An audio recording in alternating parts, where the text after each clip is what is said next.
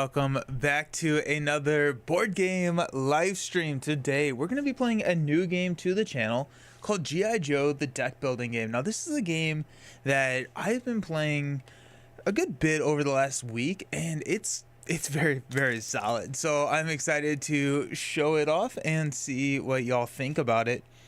So it's a cooperative game, and I'm going to be playing it two-handed, meaning that I'm going to simulate a two-player play.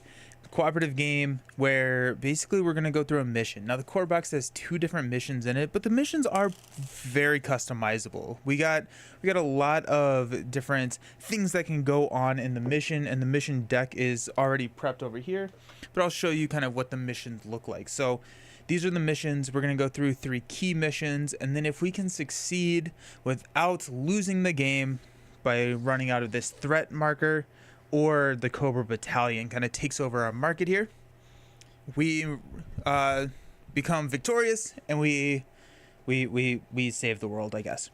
There's actually a lot going on in this game. The game is pretty cool and pretty dynamic. There's a lot of really cool mechanics going on. So yeah, as we kind of go through, I'm going to give an overview of the game and then just ask questions if you have questions as we go through it, but I'm excited to talk about it. You get a asymmetrical power, and the asymmetrical power is a single card in your deck, and it kind of dictates what your Joe is good at. And so I'm going to be playing Duke, and I'm going to be playing Lady J. Hey, Angus Adam, how's it going? Welcome. Glad you're here. I saw that you have been playing this for a while and totally love it. That's awesome. I'm really excited. Yeah, it's good.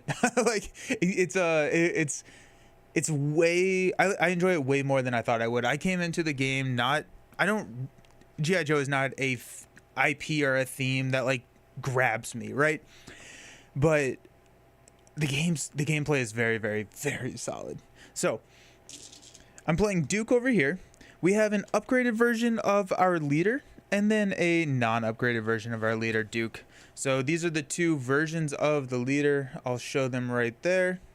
We start with the non-upgraded version, but we can spend 6 money at some point during the game to swap these cards out and get the significantly better, way cooler Duke in our deck. But those are going to stay out over there. And then we also have Lady J over here as well, who will set out, but she starts in her own set right there. The rulebook for this is pretty bad. This teach will help me people better than the official rulebook. I am not exaggerating when I say that I think this may be the worst rulebook I've ever had to learn. I didn't learn the game from it. I learned from the Board Game Coffee teach through, or the teach. It's bad. And yes, that is something that we definitely should talk about, because the rulebook is horrendous. It's bad. But I think I've got it. And hopefully, like, if people in the chat have played before, Angus, if I make rules mistake, please call me out on it, because I'm going to play it as I've been playing it the last 5 times I've played. We'll see if that's actually true. But yes, hopefully I can explain it in a way that is a little bit more, a little bit easier to follow than the rulebook was. It's such a fun take on a deck builder. It really is. It has so many cool mechanics. Hey, good day. So, the anatomy of a card. Cost is in the top left, kind of similar to mini deck builders. Under that, there's a little star. These are the points that you can use to buy more cards. So we have service rifles, which are coppers in the game. They are a 2/2, and then we'll go over the effects and what cards do here in a second. But then also all of these are cards that you can add into your deck. Now, this is a deck building game that follows the river market that was made popular by Ascension. Or I think Ascension actually created it. Maybe not, but I know it was at least made popular by it. Meaning that whenever we buy a card, a new card from the deck will refill its spot. And as far as I know, these are all unique cards. So it's not like Dominion, where it's a set market where we would have buy a muskrat, refill with a muskrat. It's going to be a random distribution. I have one game in my collection that I keep just because of how bad the rulebook is. What game is that? What game is that? Hey Canadian, how's it going? Hey Canadian. Yep. They also have a ability. So this is our GI. This is our copper in Dominion terms, right? So 0 generates 1 money. The idea of the game is to ramp into a better deck. Did you change your point system on here? I don't feel like I gained like I used to. I didn't. I didn't even know I could. Nelson has G.I. Joe. I know this game. It's tough, but fun. It's fun. It's so much fun. It's so much fun. Also, hey, Trap It. Yo, Joe, this game is fun, but the dice hate me. Hey, Gorismo. How's it going?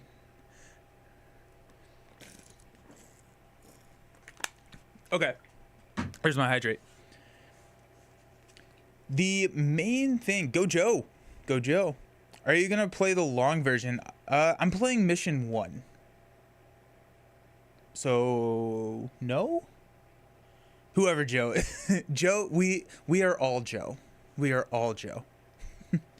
So, card anatomy here. We got a 0, generates 1. And it says, if this card is used as part of a successful mission, you may destroy this card. Trash, as in like you toss it out and it's no longer in your deck. Typically a very powerful thing to do in a deck building game. What's a mission? Now, a mission is kind of the core mechanic in this game and how we are going to progress through our mission deck here and take care of Cobra battalions and officers and everything that's going to come out to hinder our progress. Are you doing 6 missions or 9? The long is 9, the 6 is shorter. Oh, yeah, that makes sense. 9 missions. Yeah, I won't shame them because it's a small indie game. Oh, they realized how bad it was, so they created a YouTube how to play it. Oh, that's good. I respect that they recognized and fixed. So let's look at, actually, you know what? I'm going to, because I don't necessarily know what the next card is, you build this deck blind. And so I'm going to use a card over here to kind of demonstrate what a mission looks like. And these are story missions. So we're going to be walking through the story here. There's a few expansions as well. Yeah, there's a couple of expansions. I bought I was going to call it the Frostwild Scorch. That's not it. I have one of the expansions, but I don't remember. It's the winter one, whatever it is. But here is a story mission. And once we complete the 9th mission, we either win or lose the game. So here shows the type of vehicle that is kind of preferred for the mission type. This is how many complications the mission is going to bring in. This is our target value for the mission. That's going to be a 4. It has a ongoing or an immediate. It's going to be a negative thing. Cold snap. Yes, thank you. And then regardless of if you fail or succeed a mission, unless it explicitly says so, you go to the next mission. And so the top part there is our benefit for passing. Bottom is the penalty for failing the mission. So this one says that on a success, -1 threat, which is our threat tracker here, which is one of our loss conditions, and a target player draws a card. On a failure, we increase our threat by 1, shuffle 3 random 3 cards into the complication deck.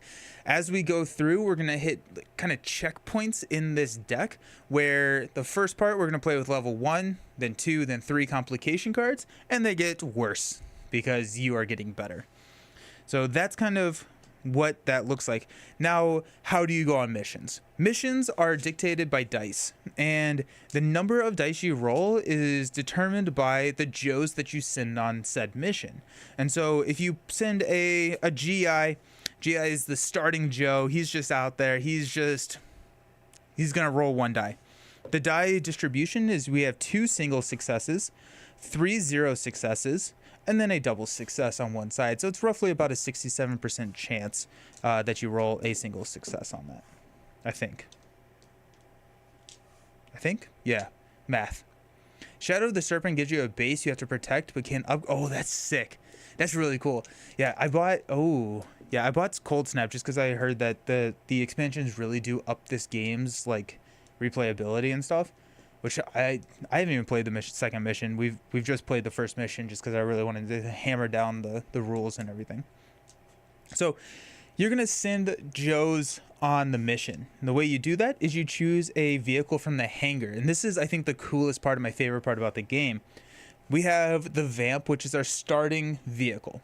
Now, if we buy another vehicle, and we have the Skyhawk here in the, we'll just call this trade row. We buy it, it goes into the hangar, and we can now use this as one of our vehicles. Each vehicle, let's look at the Vamp. Actually, no, let's look at the Skyhawk because it's going to give us a little bit more anatomy right here. So the top left is the cost right there. The number below it is the number of Joes that it can carry. So this can only carry 2 Joes, whereas our Vamp here can carry 4 Joes. You see that little 4 under the 0 cost. And then this is an airplane, so you can see that symbol there. Now, let me find a... Yeah, here we go. So here's a mission that has an airplane target right above that too, right here. So if you have an airplane, you get a additional benefit, but you can take any vehicle on any mission that you want. But if we had an airplane and we could get the benefit down there listed under the airplane. Now this Skyhawk is kind of cool because it gives us a +3 vehicles and a +2 recon. What the heck does that mean? Let's look at this. When we're going on a mission, next to this success or failure number, we have 2 traits. And either it's an or it's an and trait. This one is an or, so we're going to pick one. This one has a tech or a recon. So if we took our Skyhawk with the +2 recon there, we would get +2 dice to roll on our mission attempt. So that's what offsets not being able to send as many Joes. Also, some of our Joes, actually all of our Joes except for our starting ones, have numbers here. So this Joe, Duke, is going to be committing 1 dice to the test. If we are going on a recon or a marksman, we instead commit 3 dice for this Joe, and then we can trigger any benefit. GIs are always just 1, but like Muskrat up here is a 3 stealth, Jinx is a 4 martial arts. So you kind of want to build your deck and make it dynamic enough to make sure that you can tackle any type of mission. I got this in a trade. Haven't played it yet. Maybe this will get me ready to play it. Have you played the DC deck building game? I hope it does. This game's awesome. I hope you enjoy it. And I have played the DC deck building game. I like this one more. But I like the DC IP more. Where are we at? Okay, so when you take a vehicle on a mission, the lead player, the current player, has to start a mission. They choose a transport, and they have a Joe that goes on the mission. At this point, anybody at the table can commit Joes to the mission. So if we wanted to, this player over here could say, I'm going to commit this Joe, and maybe we'll commit a Joe over here. So we have 3, and our Vamp can carry 4. Now, if we were going with the Skyhawk, we could only choose 2 of these, but this Vamp is able to carry 4. We would count up how many, and so if this is the one that we're going at, probably not the best option here, but we're success value of 4. We would roll 3 dice because 3 GIs we would roll. We got 2 successes, that would be a failure. You're looking to meet or exceed the target value. The DC deck building game makes me so sad because its solo gameplay or co-op gameplay sucks compared to most deck building games. Yeah. I don't know what Nelson said, but I like DC Crisis games. DC is one of my favorite IPs. Nice. Yeah. Is the expansion for the... Oh, okay. Okay. I think I played 1 expansion when I went through the DC deck building game. Okay. Active players who commit Joes, they stay on the table, and whatever you use to commit to the mission is going to be... They're going to contribute money to buy later. Any Joe that was committed by a non-active player gets discarded. So you kind of have to weigh the benefits there because yes, you're going to commit more to the test, but then on your next turn, you're going to have more or less to buy money or buy new cards for. If you use the Vamp goes back to the hangar. You're always going to have the Vamp. If you use a non-Vamp, whoever the active player is, it goes in their discard pile. And then when they draw it, they will put it back in the hangar for use later. There are modifications to to the mission. So like one of our starting cards here is a secondary effort. It has that little mission symbol under, kind of in the bottom text box there. Has a little M. It says re-roll 1 dice. So after we rolled our dice, this was it. We could play this and re-roll that die. And hey, look at that. We actually now succeed. So that's one way you can do that. And then there's going to be tech. There's going to be a ton of different things that are going to change how you go on missions. So like Jinx is one of, I really like Jinx. She's a 4 martial arts. And she says that if Jinx defeats a story mission, return her to your hand. So this is nice because Jinx can then go do another maybe global mission or a side mission. Or if you are off turn, you can commit Jinx, and if you succeed, awesome, she comes back to your hand. You're going to be able to use her for your 1 money next turn. Good evening, Captain Atreides. How's it going? Sweet. When you buy a card in this game, it goes onto the top of your deck. So that's cool. That's a nice little way to start planning your next turn. Also, if you are playing 1 or 2 player, you have this reserve. I'm probably going to move this because this thing annoys me, but you can take at any point in your turn a card from your hand, put it on your reserve. At the end of your turn, when you draw up to your hand size, you will draw your 5 cards and then add the card from your reserve to your hand. So it's a little balancing to help out with the lower player counts. It's really nice. It's really, really nice to be able to do that.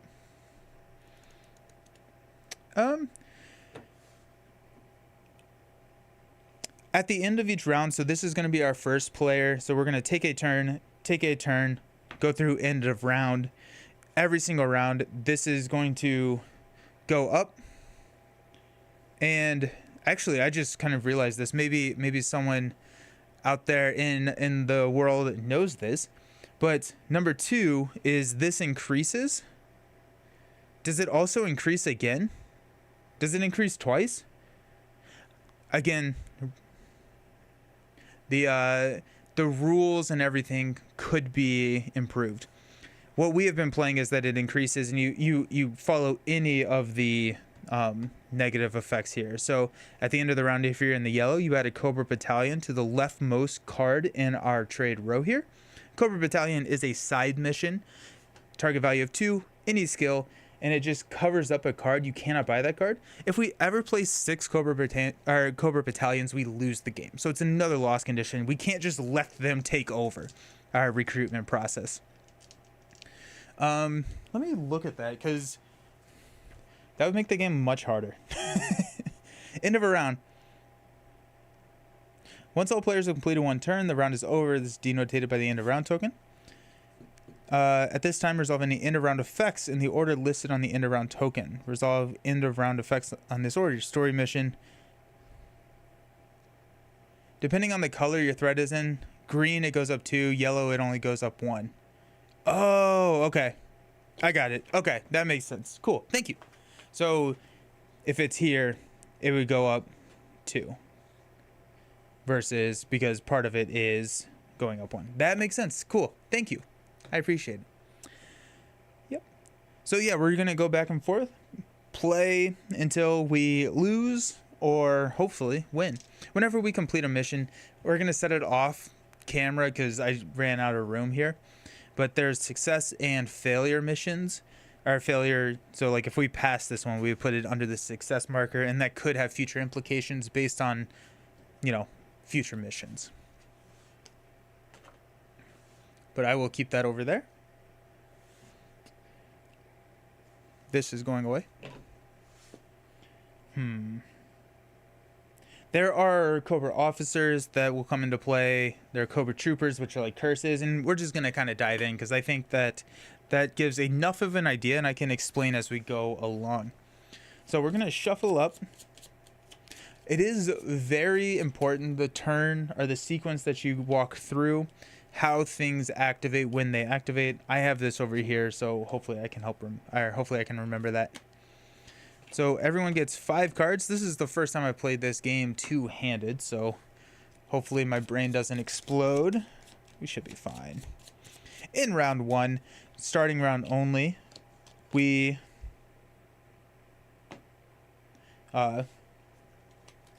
we don't activate a story mission. Seems like it's a really fun game. It's a really fun game.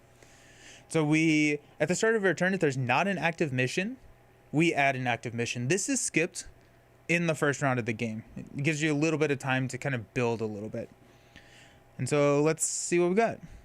We got Duke. Put 1 GI from your discard pile into your hand. This is one of the abilities on our leader. We got a GI, a secondary effort, a GI, and a GI.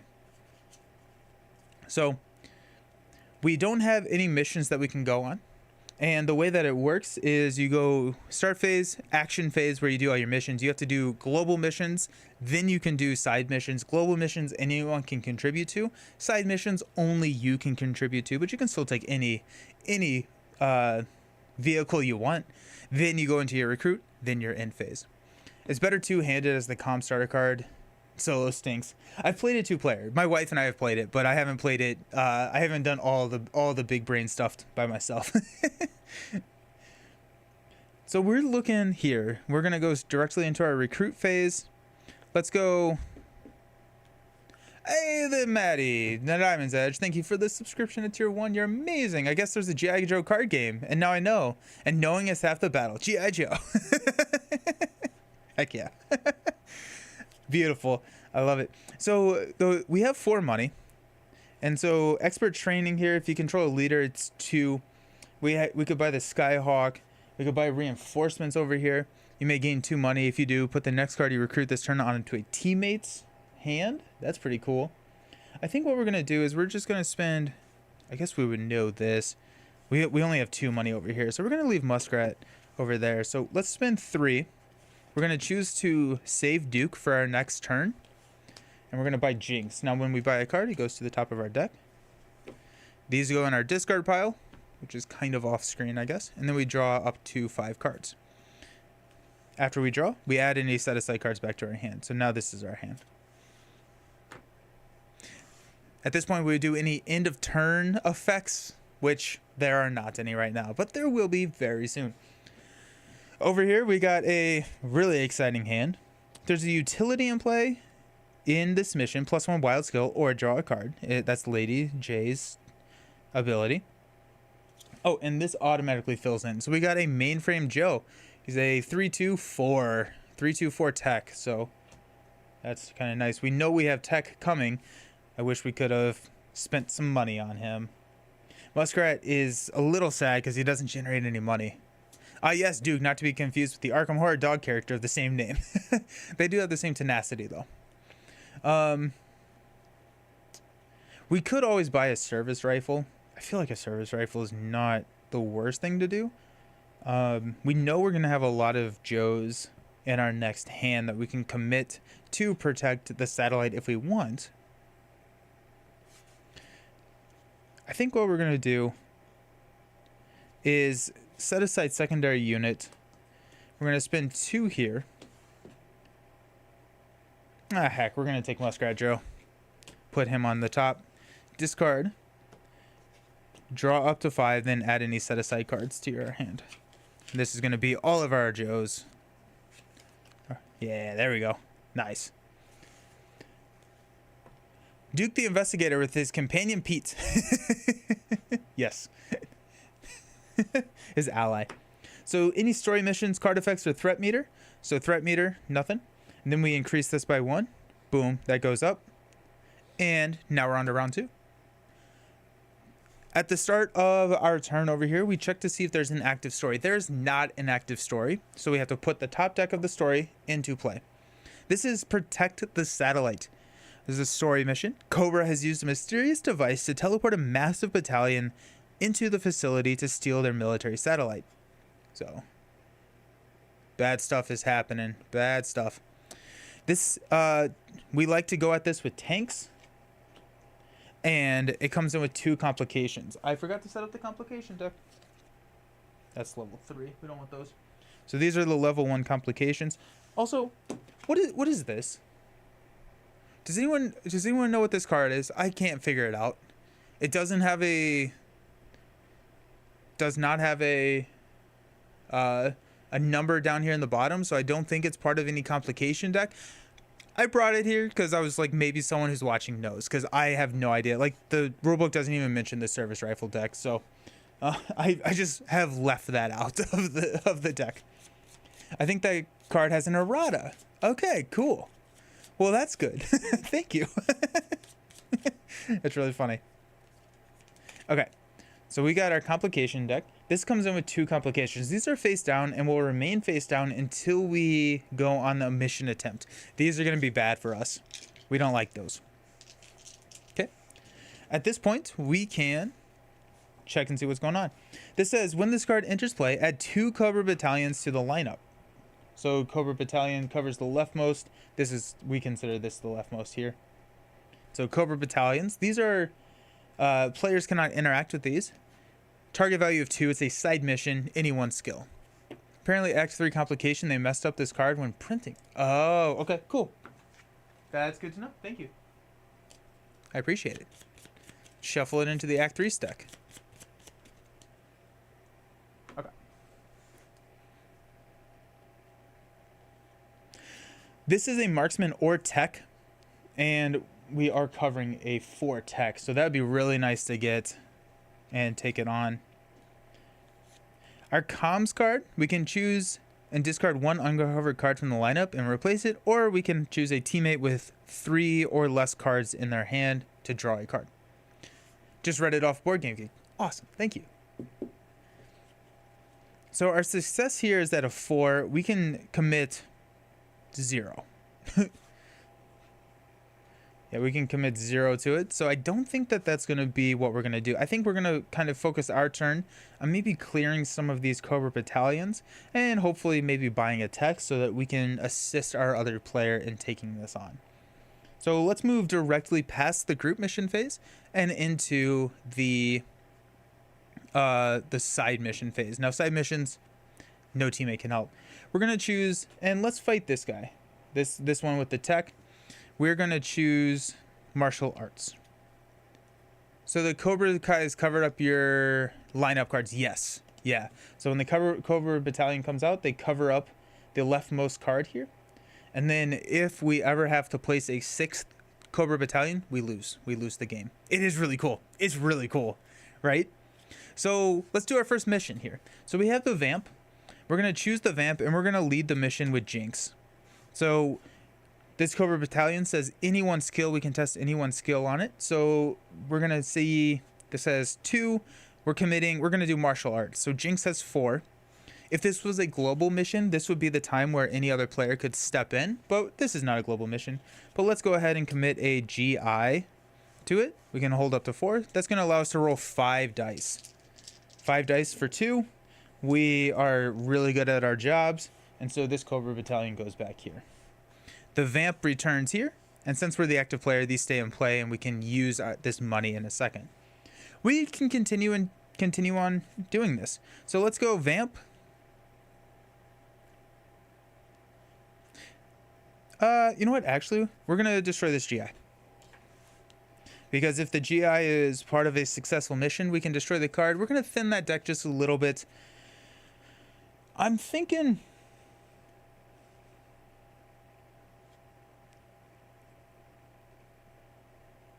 I'm trying to figure out if I want to commit all of these. I think I probably am, because the other thing that I could do is commit only 2 and then set 1 aside. But I think we're just going to commit all 4. We're going to go against this Cobra Battalion here. We're going to choose Recon. So Duke's going to contribute 2 dice. Our GIs are going to contribute 1 dice each. I'm going to roll, and we got that success of 2 right there. So let's go. So that's going to go there. Now, let's take a look at Lowlight. Lowlight Joe here has a additional benefit if our threat meter is in red. So he commits 3 tracker, but if we are in red, he gets a +1 wild dice. Wild dice means any type of attribute. Vamp goes back here. We have 4 to buy. We are going to go ahead and buy the mainframe Joe. Put that on the top because we know that that's a tech. And so I think we're going to attack the tech over here on our turn. This fills in. We do have 1. We have Lightfoot Joe. If this mission fails, you may defeat 1 Cobra Battalion in the lineup. That's cool. Okay. These all go over here. We're setting this aside, so we'll draw that back up. 2. You don't have to take an encounter card when you shuffle your deck in this game, which is pretty nice. It's a nice change of pace from Champions. I like that.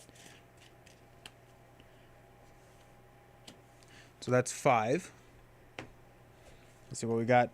Okay, we got mainframe 2 GIs. We got a second effort.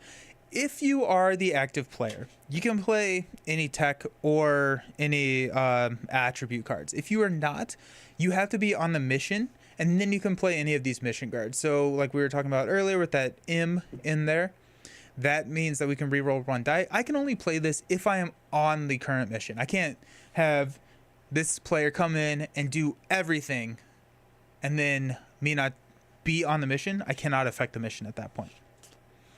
Speaking of doing everything, let's go ahead and... What's the worst that could happen? Do we just go for it? We know we have a 4.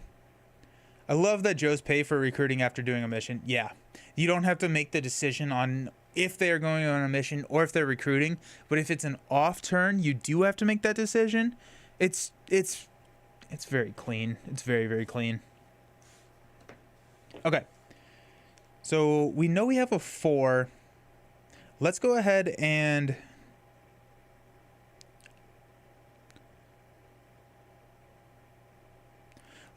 start the mission with a vamp. Roll 5 dice. With the vamp and Muskrat Joe, roll 5 dice for each double hit rolled plus 1 hit to the mission. Nice. So we'll do that here in a second. But at this point, it's a call and response. So this player is calling out. We're going to see if anyone wants to help out.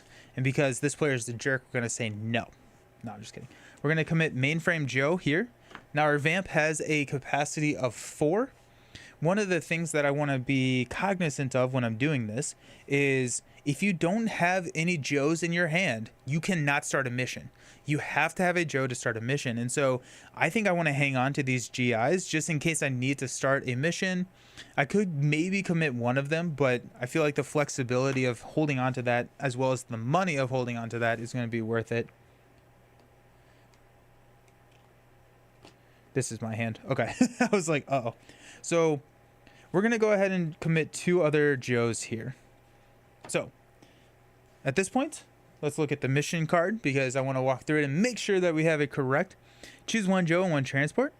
Add Joe's up to the transport's value. So we got 1, 2, 3, 4, value of 4. Group mission, all players may join. Side missions, only you may join. Resolve any complications. So our first one here is a side mission, Precision Strike.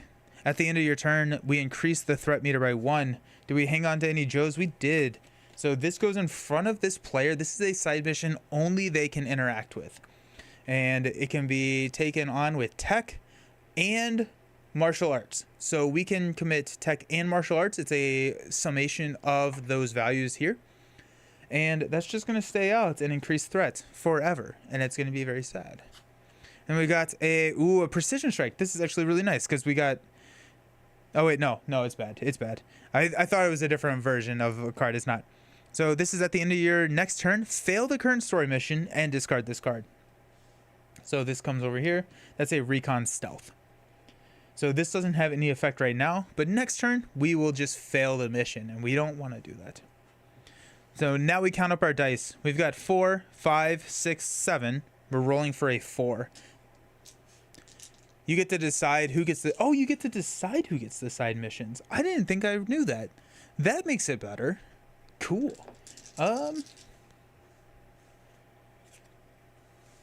Let's throw the override security system over here at the end of your turn plus 1 threat.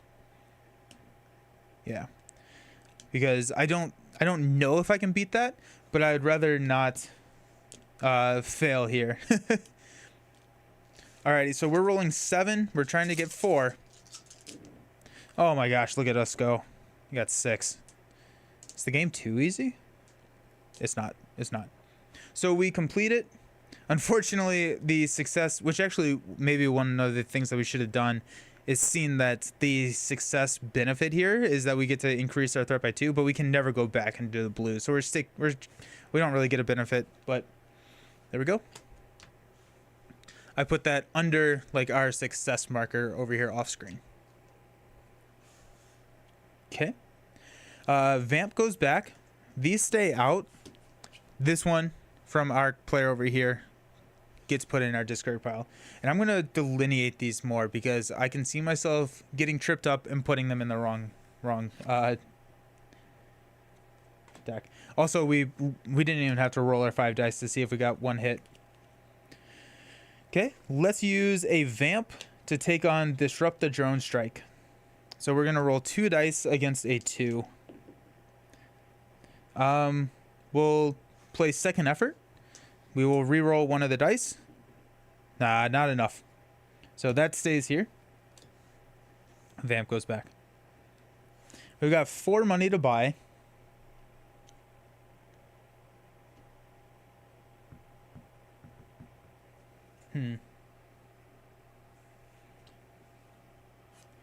Choose one Joe on this mission. Their highest skill becomes a wild. That sounds pretty cool. Let's try that. Oh, we got Torpedo Joe. A 5 cost, 2/3/3 stealth martial arts. If seaport transport is used, we get +2 wild skill. That's pretty cool. In the expansions, do they add different types of transportation? Or is that something that kind of remains constant through the just the 3 modes of transportation? Okay. We draw 2. Shuffle these up. That is cool that you get to choose who gets the side missions. I like that. I like that a lot, actually. We got 3 cards here. Cool. Okay. Story mission. Nope. Card effects. Nope. Threat meter. Go up. And then we go up because we always increase it by 1. They're new vehicles, but I think the transport symbols are different. But I don't think the transport... Oh, yeah. Yeah, that makes sense. Yeah. Cool. Alrighty. Let's go over to our first player over here. Now, I kind of want to get rid of that. That seems pretty good. But the first thing we do is we put the top card of this deck into play. Prevent the satellite launch. If Cobra is able to launch the satellite into space, their device can pinpoint any target in the world. That seems not great. At the end of each player's turn, they gain 1 Cobra Trooper. This is a negative effect. Goes into your deck, and it's like a side mission that it's a curse. On a success, decrease this by 2. On a failure, we increase it by 1 and put Baroness into play. Baroness is one of our Cobra leaders. These are all very bad.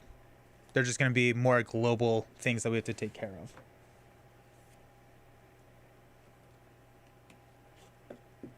There's also a Transformers crossover expansion where their Autobots become a vehicle and go on missions, and Joe and Robot. That's sick. That's so cool. I've heard about the that's cool. Cobra Troopers are kind of like the wounds in Legendary. Yeah, yeah. I always revert to Dominion lingo, my Dominion lexicon with curses, where it's like bad things in your deck. But yeah, wounds in Legendary. I haven't played Legendary Marvel in a long time. Wow. Alrighty, so let's go ahead and use our Vamp to go 2 GIs here on Override Security System. We need 2 successes. There's 1 success. We're going to choose and re-roll. Hey, look at that. Let's go. So this gets discarded. Then I'm going to play this card where our Vamp goes back. We're going to play this card. If you defeated a side mission this turn, we just did. We get to decrease our threat by 1. Let's go. I don't know what to do with this comms card. Like, I need to, I guess, be a little bit more aggressive with. I guess? I don't know. It's weird. Does the new story get complications? Yes, it does. Thank you very much. We got 1 complication here on the story. Good call. Good catch. Yes. Okay, so we could play the comms to cycle a card if we want. What do we have? How much money do we have over here? Oh, we got 5, so we're probably taking Torpedo Joe. Well, you don't reveal it until you attempt it. Oh yeah, but I just put it here to remind myself. Is this game worth getting for $32? Yeah, I would say so. Better options out there. I have the Arkham Horror Core and a full set of Pathfinder Skull and Shackles. How is this one different or better? Is it $32 worth a punt? I would say they're very different games, right? Like Pathfinder and Arkham Horror are like living card games where a lot of the game is outside the game where you're building a deck, constructing that, bringing that to the table and playing. In this deck, you start out with a 10 card deck. And if you ever played Dominion, Marvel Legendary, Ascension, it's that type of game where you're going to be adding and modifying cards, and it's a very like contained experience. I would say that $32 is worth it. I've been very impressed with this game. I think that's about what I paid for it. I think. Let's cycle this. I don't know.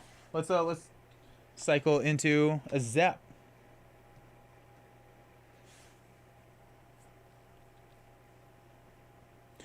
We're going to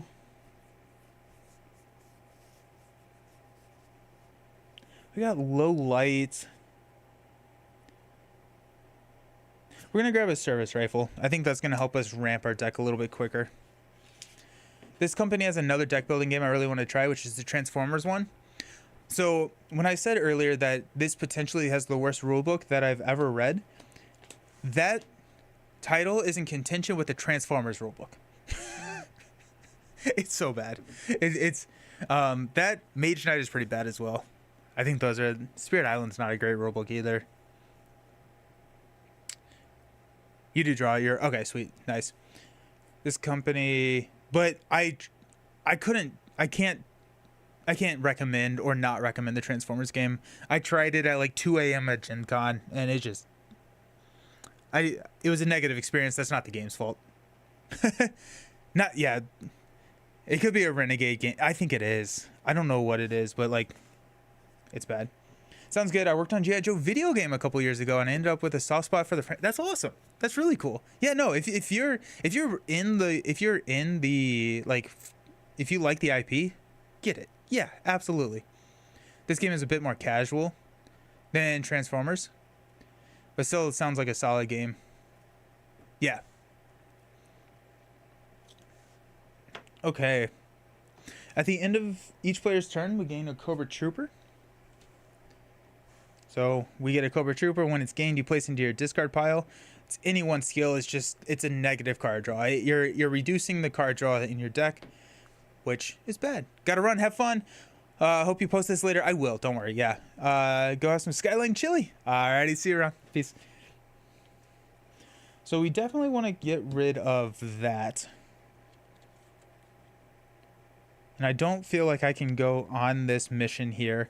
So let's take a vamp into Disrupt the Drone Strike. We'll go 3. We'll go 3 on Disrupt the Drone Strike. We do have a reroll, but we don't need it. Boom, just like that. That is discarded. So at the end of our turn, we would have failed, but we got rid of that, so we're good. Vamp goes back. We're going to hang on to... Ooh... What are we at? We're at Stealth and Explosives, Martial Arts and Explosives. This is Stealth and Explosives. I'm trying to figure out if I want to hang on to my Drone Strike for another turn. No, we're going to play this, and we're going to second effort be the card that we hang on to. We can take 5 and grab Torpedo Joe. I like Torpedo Joe. Transformers is Renegade. They also have Power Rangers. My fingers crossed for He-Man next. Ooh, nice. We got Scuba Gear. Oh, this has to go with the one that we just bought, right? So Scuba Gear 5/3. Ooh, that's nice. Target player draws 2 cards. Target player draws 3 cards instead, and if we're on a sea vessel. That's cool. Yeah. The amount of like spaces that they can push this design is so freaking cool. We do know that our next mission over here is going to be a plane, so we might want to look at investing in buying this Skyhawk so that we can take this out. We get a Cobra Trooper. Renegade does G.I. Joe, Power Rangers, and Transformer. Nice. Okay. Story effects? Nope. Card effects, threat meter goes up, and then we go up one. All deck building games. Yeah, I remember it was a couple years ago they announced kind of like their big, like, ambitious deck building movement, and the games, from what I can tell, are solid. I guess this is the only one I've really played, so maybe I can't say that. Okay. Oh, we are ready to go. We got Jinx over here with a 4 martial arts.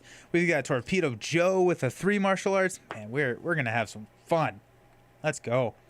Oh, heck yeah.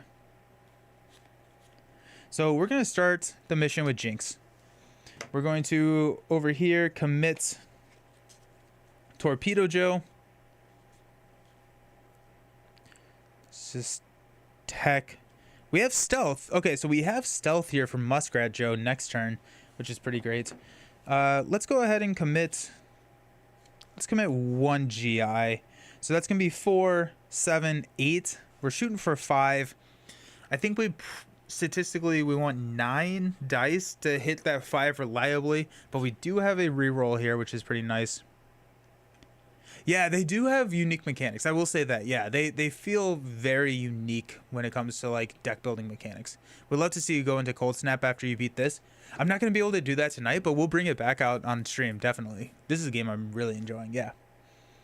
We're going to commit 1 more Joe. We're going to commit 1 more Joe. Mainly, if this is a side mission, we do have a service rifle, so we could potentially take it on. But that's going to be our cap there. Complication resolves. Hey, put Major Blood into play. Uh-oh. So Major Blood is one of our officers.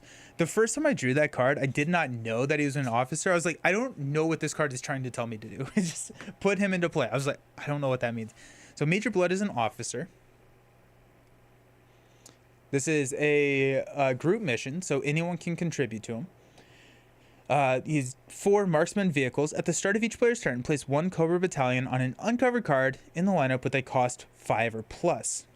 And so he is just kind of floating out here, and we're going to have to take care of him eventually. Angry Old Nerd, thank you for the follow. I appreciate it. I love the username. That's how you...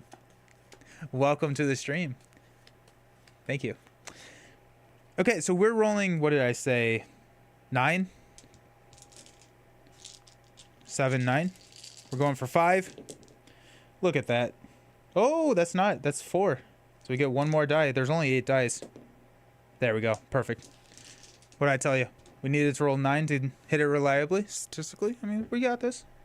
If Jinx defeats the story mission, we get to return it to our hand. And then we're going to destroy this GI. We got 2, 4, 5. Yeah, we'll destroy... Actually, we're going to destroy both these GIs, potentially.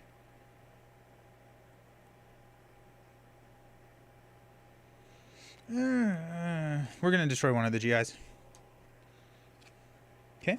Vamp goes here. This completes. We get to reduce this threat by 2. It goes into our yay pile. Now, this does not come out until the start of the next player's turn. So we can't, like, just crank through some of these missions.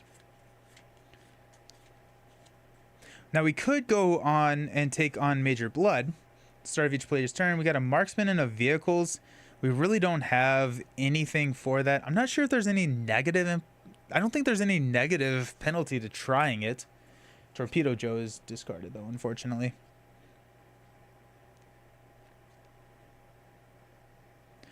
So I think we're just going to... I mean, we would have to roll 2 doubles. The likelihood of that happening is just not there. But I don't think that there's any negative. Is this true? So I'm two-handing this right now. Yeah, Javier. Yeah, so one player over here, 1 player over here. You can play this game true solo, but the interactions, I've only played it two-player, two-handed before, and I think that it works really well there. So after mission is complete...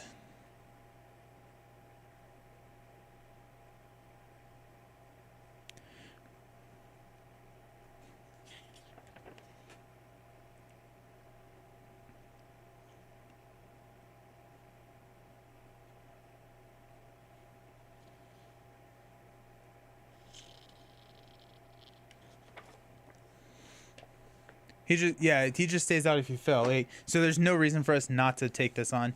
So let's roll 2 doubles. Oh, that'd been hype. Never mind. Okay, vamp goes over there. We've got 2, 3, 4, 5. We could take the scuba gear. No, I want to set up the Skyhawk. We're going to set up the Skyhawk, so that goes into the hangar. So we now have this, and we have a matching symbol over here. So we can get some bonuses if we line it up, or since we were lining that up. And whenever you buy it, it goes directly into the hangar. And that's going to fill in with the Tomahawk. Oh, yes. Tomahawk is a 5 cost, can transport up to 5 Joes, the airplane, plus 2 explosives, plus 3 tracker. Nice. So we've spent 3. We still have 2 to buy. We got tracker up there. I don't think I have any tracker in this deck, so it may be worth just investing in the tracker as opposed to a service rifle. Let's go ahead and grab that. We got the proximity mine. Discard 1 reveal complication, draw another, and resolve it immediately. See, that seems like a dangerous card. I don't know. We have no end of turn effects. There's our Duke. Now we're getting to the point where we could potentially promote Duke. And the way that you do that is if your leader is in play, you can spend 6. I think it's 6 for every single leader in the core game. That may change to swap that card with the upgraded version. So right now Duke has a 2 recon, he generates 1.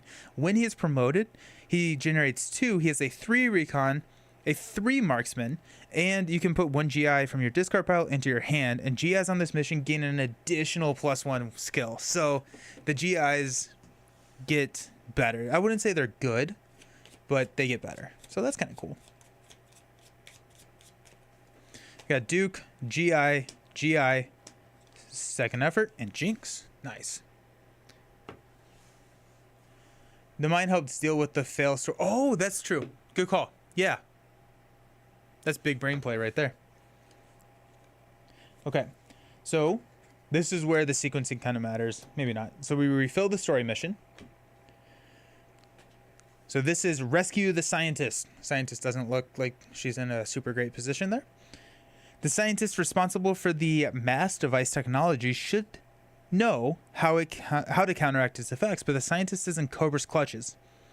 Add complications to this mission equal to the number of players. At the end of each round, each player gains a Cobra Trooper. So it's going to be 1, 2. On a success, -1, target player draws 2 cards. On a failure, +2, each player gains a Cobra Trooper. Not great. Unless you draw into another one. Well, if you draw into another one, it would be your next turn that you would fail it, right? Like you would delay it a turn at least. And it's a 2 for 2, so I mean it at least generates that. Now we look at mission effects, Cobra effects, and Joe effects. At the start of each player's turn, place 1 Cobra battalion. Here.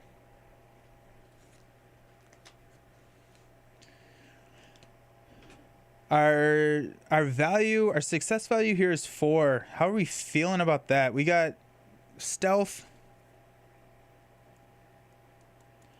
So Skyhawk, if we go on it after the mission ends, we get to actually just return this to the hangar.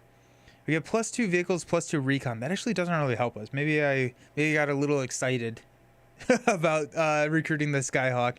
Maybe that wasn't the best call there. So we can go 3, and then we also get the roll the 5 dice there. Yeah.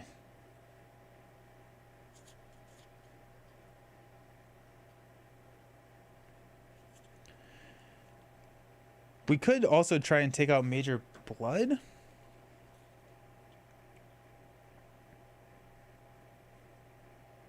Marksman and vehicles. We really don't have too much going on there. Let's +2, each player gains a Cobra Trooper. If we roll in at 3, 4, 5, 6. Rolling at 6, we have 2 rerolls. 8 to 4. Never tell me the odds. I believe blood adds a cobra. Yeah, I put it right there. Good, thank you. You know what? We're here to have fun, so let's take the vamp.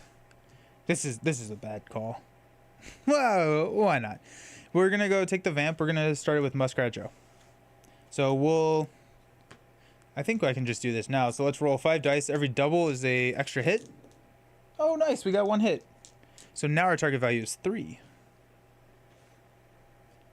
We're going to commit Jinx, because if we actually do win here, we actually get to pop her back to our hand. Jinx, GI, at least a GI. We're going to hang on to Duke, because Duke can pull that GI right back. And I think we're going to hang on to Lady J, because then we can start another mission. So let's go with our last GI over here. Got a complication. Complication. Discard 1 Joe from this mission. Alrighty, there goes GI. And then we got surprise attack plus 1 threat. So some of these are lingering effects. Some of these come in and hit you immediately. Oh, to a 5 cost card. You're right. Yes, you are so right. Thank you. Good call. Good call. I just read that he added I just remembered. But yeah, he needs to go there. Good catch. Okay, so we are rolling. We need a success of 3. We're rolling 3, 4, 5 dice. Come on, 3. Oh, phew. Usually it doesn't go this well, but I'm happy it is. Go there. Jinx gets to pop back to her hand because she defeated a story mission. We're going to reduce that. This goes under our success stack. And target player gets to draw 2 cards. I think we're going to give that to this character over here. We got a GI and a GI. Actually, I'm going to trash this GI. Because he was part of a successful mission, so I get to trash a GI. Okay. At this point, we can go on another mission if we wanted to. We're definitely going to go and take out the Cobra Battalion. Because I want to be able to reduce our threat, which we can do with the diffuse. Major Blood is still here. Major Blood is an issue, so we may... It's a marksman vehicles, which we just don't have. It's just not something that we're set up to take on. And so we could roll 3 dice at him, but I don't with a reroll. We could commit over here actually. We'll go 4 with 2 rerolls. That's really not good odds. I don't like that at all. So let's fine. Let's vamp on the Cobra Battalion. So we're gonna choose tech. So we're rolling 4 dice. Oh, look at that. We got it. There goes that. We're going to play our diffuse to reduce our threat by 1.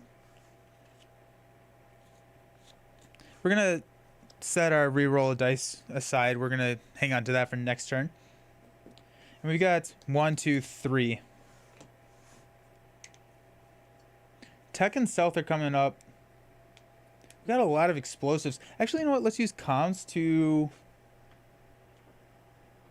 double the effect of the next gear played this turn. If this mission fails, you may defeat 1 Cobra Battalion in the lineup. Let's toss Joe, or Zap, I should say, and come in with knowing is half the battle. There it is. There's the Maddie quote. So gain a number of hits equal to half the printed difficulty of this mission rounded down, then discard this card immediately. That's cool. I don't think I've seen that card yet. That's pretty cool. We got Lightfoot. We gain 2. I think we're just gonna take Lightfoot. And then we're gonna trash these 2 Joes, because I don't think I've been trashing Joes over here when we were successful there. Okay. Well, yeah, I mean, like, it's got some really cool mechanics in it. The vehicles here, the different cards contributing different types of skills. Honestly, just like the dice rolling feels not super punishing, but like enough where you have to manage it. So it feels like you roll enough dice in the game where like the probability kind of works out. We have played games where that did not happen, but I'm really enjoying it. Yeah. So story mission, nope. Card effects, threat meter, and then that goes up. All right. Start of the turn, we're gonna add here, and we're gonna switch out a complication stack. So that last mission, which I meant to show, is gold bordered. See how it has like a gold border as opposed to the red border? That means that it's one of the I don't remember what they actually call it, but like the core mission. So that triggers that we move on to our next stage. So we're going to swap our complication deck out for the level 2 complications, and so these are hidden down here. We'll shake these up, and these are going to be just a little bit worse. So those who have played it, do you have a favorite expansion?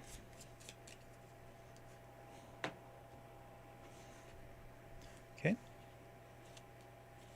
At the start, at the end of each player's turn, they gain 1 Cobra Trooper. This comes in with 2 complications, and we like tanks against this snake robot attack, which I didn't read. Snake robot attack. Cobra left a nasty trap for the Joes. System neutralizer armed cloaking equipment emerged from the walls of the caverns to vaporize the team. Success -2, fail +2. Once your decks are built and thinned out, it becomes way more combo based. Yeah. Especially because you can like save cards and stuff. Gets pretty big brain. At the start of each player's turn, we add a Cobra Battalion to a cost of 5. I throw it over the tomahawk. And it's time to drink, says Guarismo. Let's go.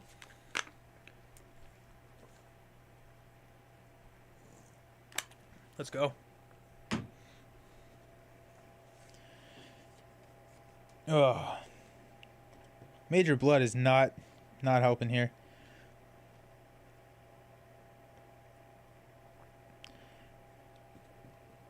Hey, marksman. Oh, we're not ever going to be able to afford that with this deck over here. Let's go a vamp. We're going to commit or we're going to start, let's say we're going to start this Cobra Battalion here with Jinx. We're going to go martial arts. We're going to commit Duke to pull a GI, and we're going to play the GI on here as well. So we're rolling 4, 5, 6. If you have a skill that does not match what you're testing, you always get +1. Derailing here for a moment. Arkham Horror Scenario Packs. Other 2 good ones besides Excelsior Hotel. The only one I've played is... Actually, I've played 2. I've played Blob. The Blob that ate everything. And the Curse of the Rougarou. I thought Curse of the Rougarou was really good. Blob was okay. I played it solo, and I think it's kind of meant for a higher player count. Those are the only 2 I've played. But I've heard really good things about Excelsior Hotel, and I can't give too much guidance. I'm sorry. Curse of the Rougarou I really enjoyed. We are dude, that Cobra Battalion didn't stand a chance.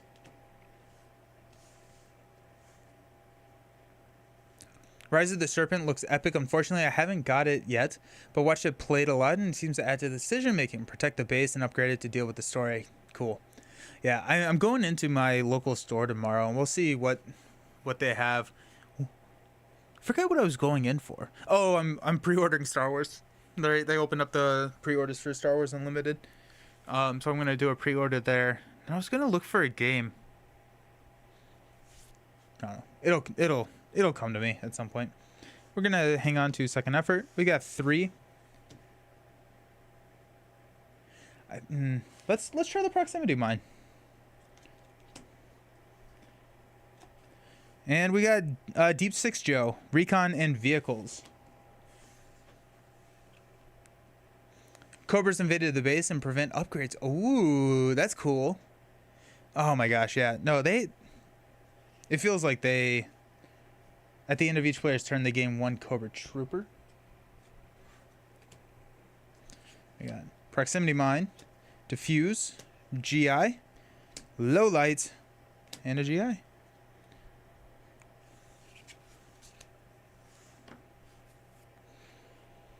Start of the turn, we're going to add a Cobra Battalion to the Tomahawk here. Do we have marksman? No, we don't really have anything. You back on? Hey, I sure am. How you doing, Narscat?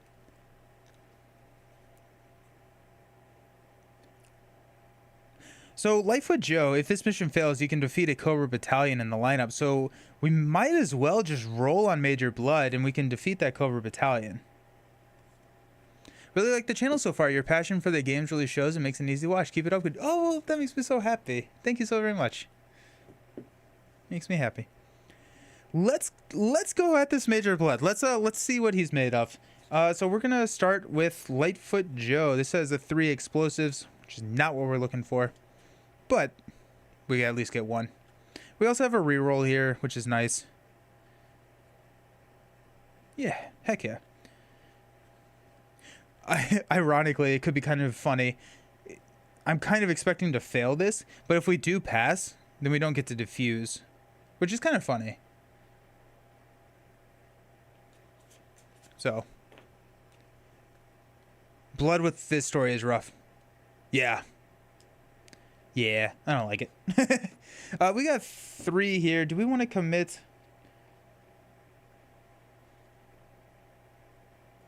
Let's commit a GI over here. And we're actually going to hang on to a GI. Because if we do pass, I want to be able to take on the Cobra Battalion. Well, actually, if we do pass, the Cobra Battalion can hang out there, and we can just hang on to the diffuse. No, we'll keep the GI. So we're going to roll 3 on 4. No. Probably not even worth a reroll at that point. So let's discard. If this mission fails, we can defeat a Cobra Battalion in the lineup. Nice. And he's still hanging out there.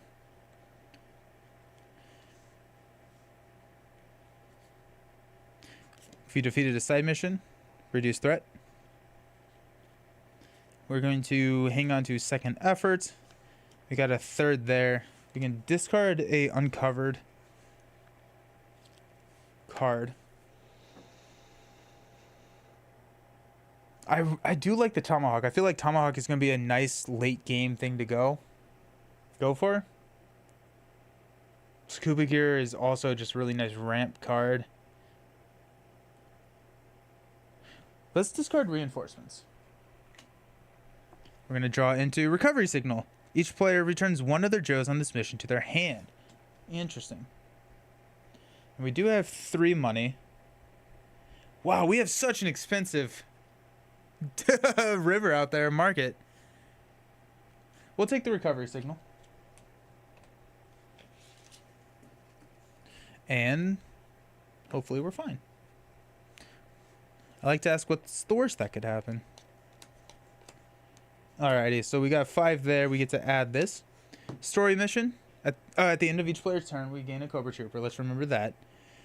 So story mission, no. Card effects, no. Threat meter goes up, and then we increase threat meter by 1. Love how the theme hits. The Joes running around doing different missions. It really does feel thematic. Like wow, we have all 5s. Sniper rifle is a +2 wild skill. Woo! Alright, so it's expensive team. Yeah, it does feel like they nailed the thematics here. Start of each player's turn, we're going to place a Cobra Battalion. Throw that back on the Tomahawk. We only have 4, so that's cool. And we don't have a cycle. Bummer.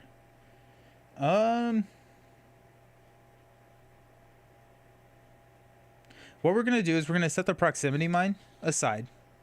The reason we're going to do that is that's going to allow us to buy a service rifle. We're going to have at least 4, and we can kind of start that ramp a little bit. Let's go vamp on the Cobra Battalion. We're going to start it with a low light, so 3, 4. Roll 4 dice on a 2. We got it with that double. Let's go. If you defeat a side mission, reduce our threat. Boom. We got a 2. We're going to take service rifle. That goes back there. We're going to draw back up. At the end of each player's turn, they gain a Cobra Trooper. We got a lot of Cobra Troopers, team. We got 1 in this hand. We got 2 in the discard, I think, right? Yeah. Have to get rid of those. They just clog your hand. That's all they do. Yeah.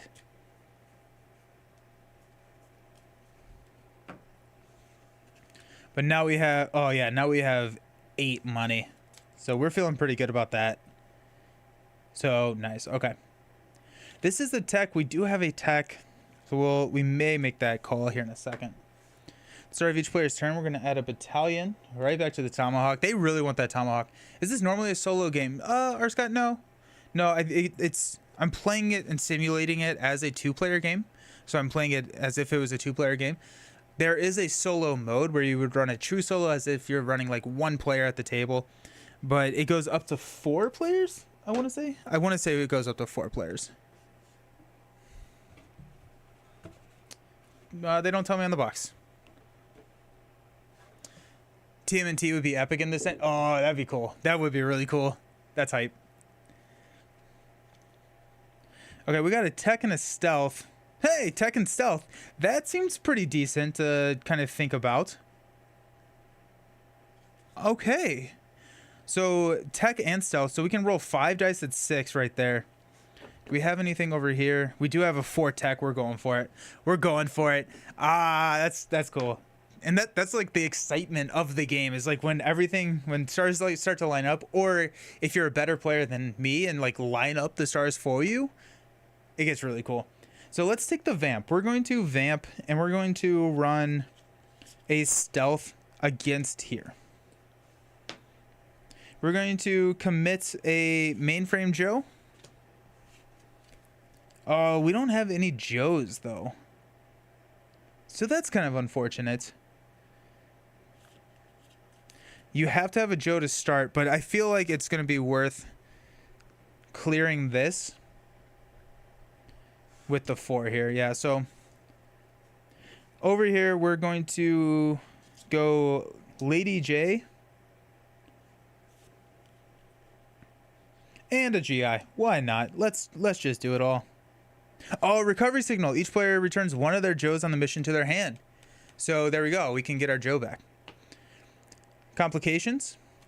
At the end of your turn, +1 threat. This is explosives or vehicles. It's a threat 3. We got... Let's give it over here. We're going to probably pull our mainframe Joe back. And we have a lot of like these service rifles. And we could actually play a proximity mine to clear that if we wanted to. And then the next one is anonymous tip-off.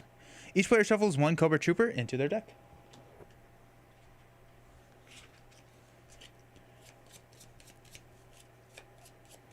I don't like how big this deck is. Usually I'm pretty good about thinning, but apparently I'm not. I think I'm having a hard time with Duke because Duke likes the GIs. And so I don't want to trash too many of them because I feel like that's kind of his synergy. I love that G.I. Joe has an IP. Yeah. Yeah. Okay, let's do this. Let's roll our 5 dice and see if we can count any hits. We cannot, but I'm glad that we got all those rolls out of the way. Let's count it up. So we're running 4. Oh, yeah. I was like reading marksman vehicles. What am I doing? No. Yeah, so we're running 4, 7, 9, 10. We're rolling 10 dice, and we're looking for a 6. 2, 4, 5. We get 2 more because we rolled 8. 7. Let's go. Let's go. That's hype. Alrighty, so success, we get to reduce this by 2. And that goes in our success stack. Nice. I need some vehicle. Oh, there's a deep 6. That's a vehicle right there.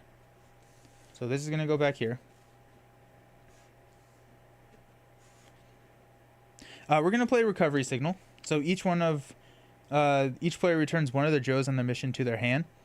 It does say in the rulebook that you can play any of the mission cards at any point during the mission, and they recommend waiting till after you roll the dice. And so that to me says that we still get to contribute the dice. So we're gonna pop this guy back, and we're gonna pop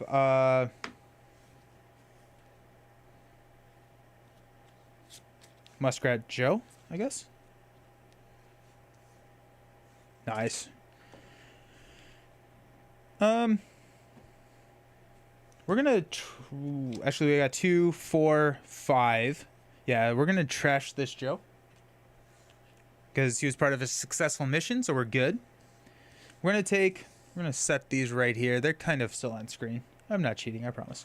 We're gonna take a Vamp. We're gonna take Muskrat Joe and GI against the Cobra Battalion here for 4 dice.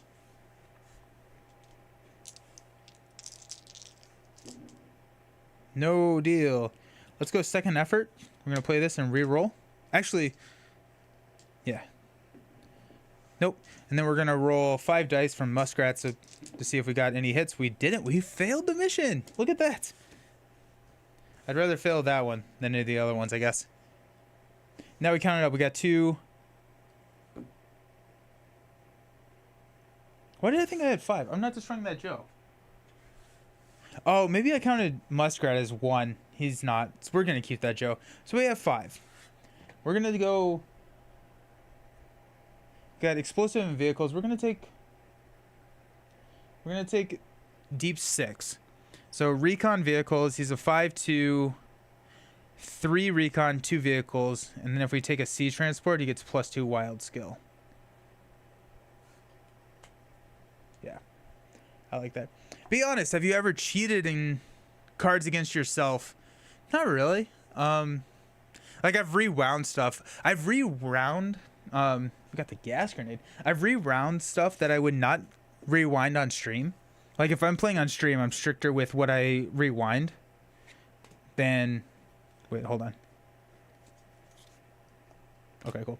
Yeah, so if I'm not on stream, then I'll rewind and try different things. But if I'm on stream, I'm pretty strict with myself on like, well, this is new information. Usually if there's new information, then I don't like to rewind on it. Just because like, I don't know, like the fun in the game, like if you start breaking the rules of the game, that there's no fun there to try and win it. Okay. We're going to place Escape on a Jetpack. Sometimes the only way out is up. The Joes attempt a daring escape from a Cobra attack, but Zartan is hot on their heels. This comes in with 2 complications. We like airplanes here. At the end of each player's turn, draw 1 complication. Ooh, I don't like that. Put Zartan into play. On both a pass or a fail, it just depends on how much we're going to do this. But speaking of, we forgot to do this. Let's move that up twice.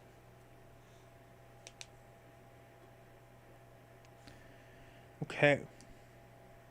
So I have to play this in my turn. So Cobra Trooper comes out.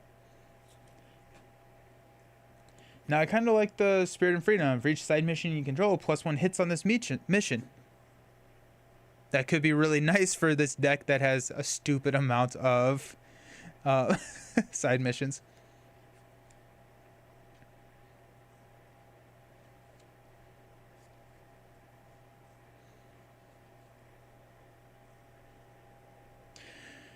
Okay, we forgot to draw here. That's 5. Oh, that's a tough hand. 2 Cobra Troopers. We'll have to take those out. I think drawing the complications is so tough. No Marvel Champions, greeting from the Netherlands. Marvel Champions was this morning, I'm sorry. Baroness is coming into play next. Mission gets +1 difficulty for each mission in the success pile.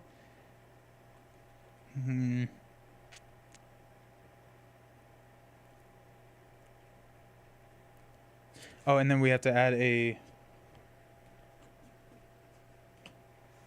We'll go there.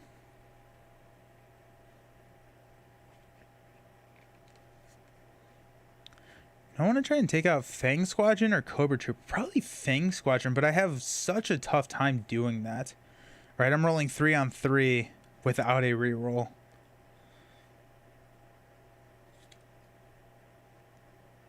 I could take out a Cobra Battalion, but I think I'd rather just take out this Cobra Trooper. Let's go Vamp, Mainframe Joe. And actually, hold on. Refill story mission, mission effects. So we actually do resolve this complication here. So let's see what that is. Story mission gets +1 difficulty. Immediately draw and resolve another complication. At the end of your next turn, fail the current story mission and discard this card. Stealth and Recon. You get that. Maybe? Yeah, we got Stealth and Recon over here. Okay, so let's go against the Cobra Trooper. We got Mainframe Joe. Service Rifles. So we're rolling 3 on 1. No, I'm sorry, we're rolling 6 on 1. Because this is any one skill. We got it. Easy. Easy peasy. Cobra Trooper goes back over there. Let's use Proximity Mine to discard this and resolve another one. Martial Arts or Marksman. At the end of your turn, +1. Alrighty. Well, that's fine. We basically traded the same effect. However, I have more Martial Arts in my deck than I do those. So we have Jinx coming up, and she's all about the martial arts.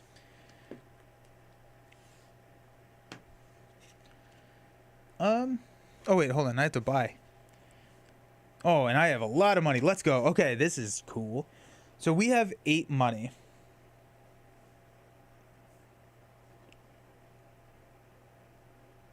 We're gonna take Spirit and Freedom. This does help us get rid of this. It also helps us get rid of here. So that's 5. This is going to fill in. For 3, discard 1 complication attached to the story mission for a rocket launcher. I mean, yeah, let's take that. We got an ace.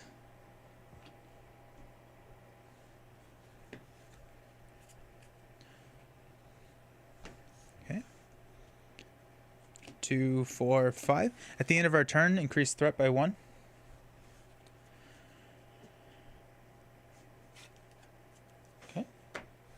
The end of your next turn, fail the current story mission and discard this card.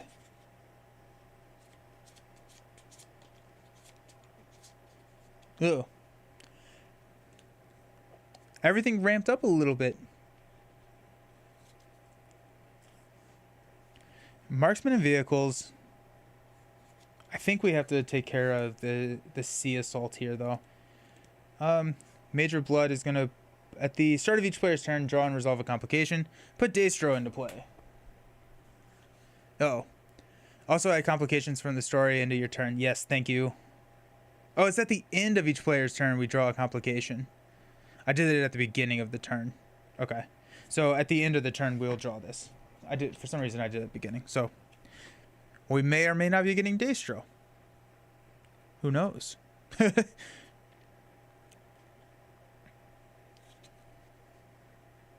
Or we could just go for it. We got explosive or vehicles. So if we go 2 vehicles, we can go 3, and so we go 5 total. We just don't have it in us. We're rolling 5 on 4.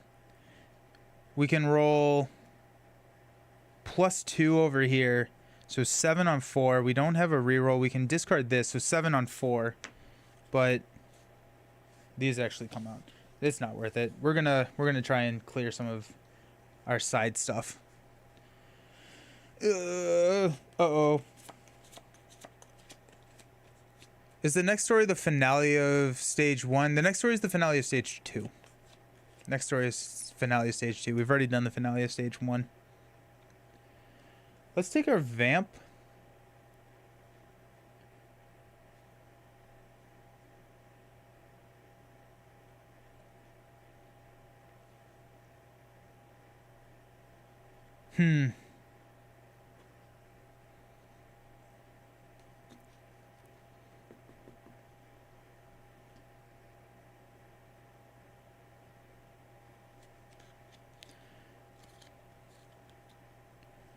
Let's go Torpedo.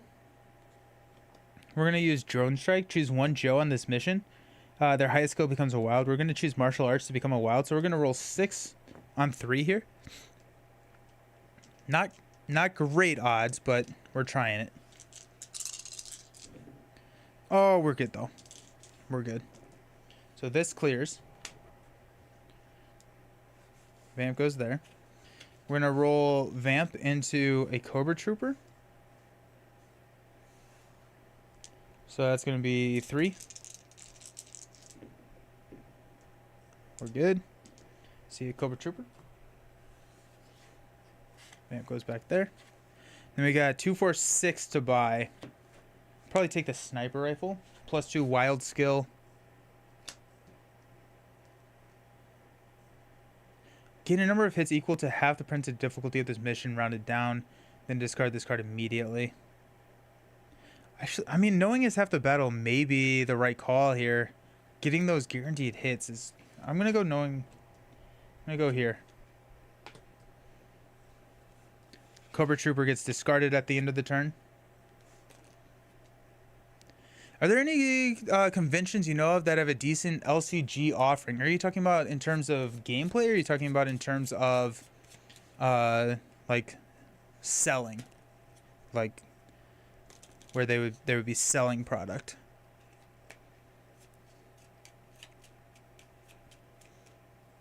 Gameplay.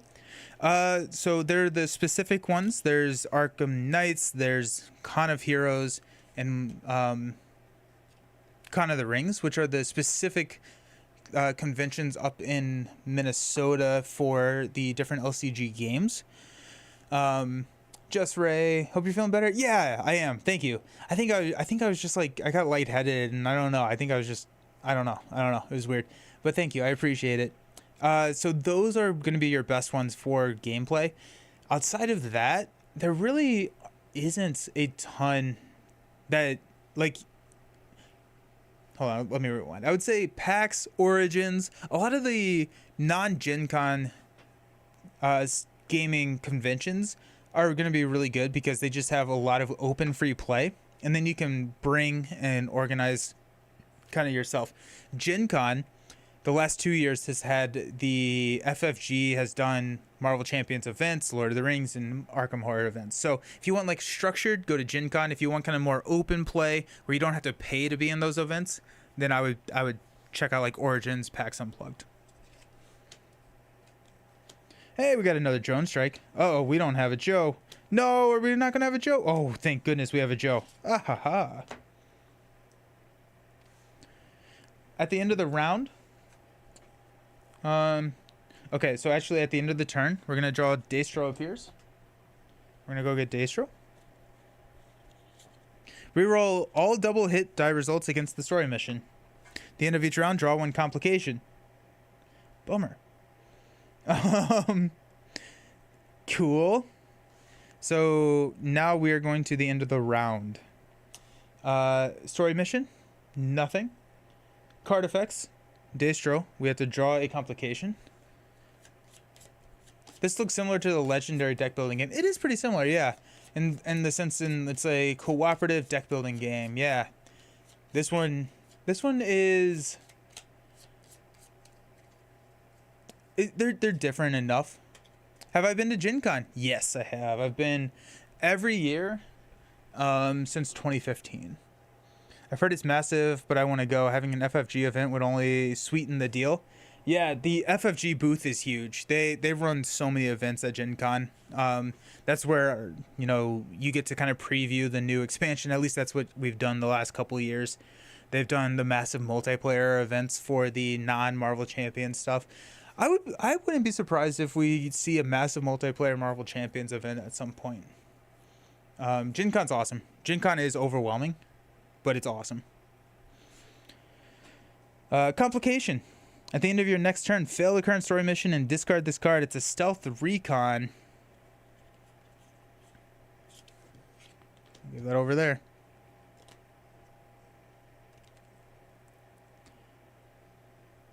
Threat meter goes up, and then we increase. Okay. If we ever top out, we lose the game.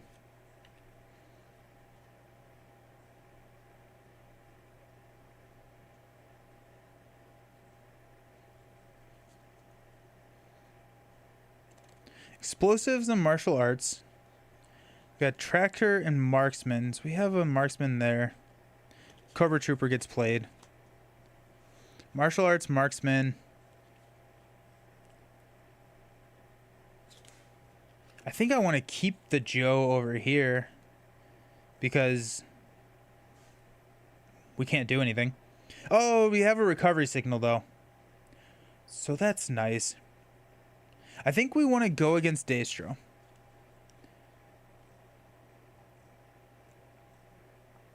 We have so many bad things happening. Actually, we have to add a Cobra Battalion out here to Sniper.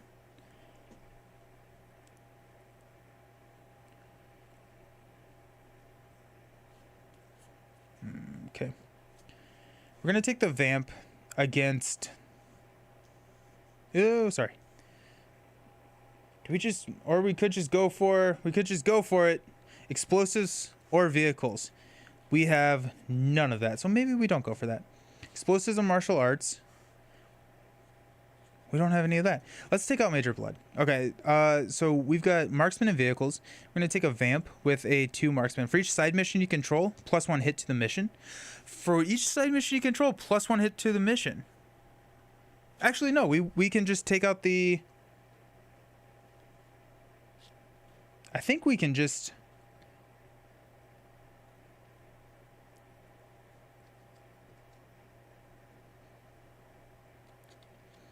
Okay, no, actually check this out. I think we can just clear that, which maybe we don't actually want to do. This is Baroness comes into play. What does Baroness do? Is that worse than drawing complications? Story missions must be started with the leader. We definitely want to get rid of this.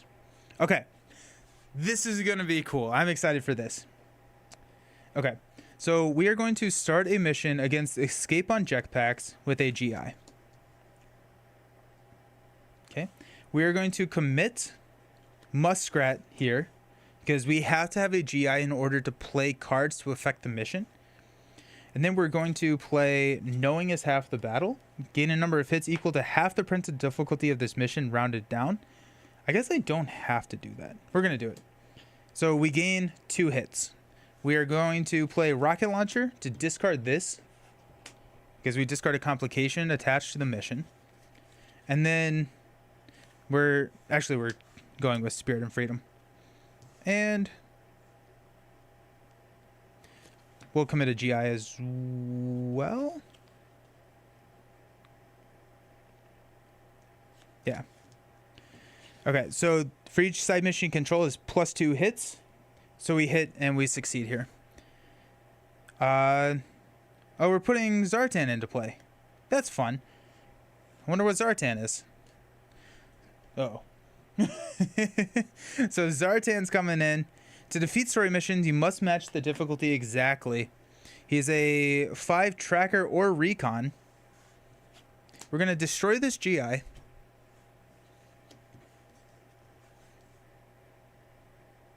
So Major Blood is something that we need to take care of.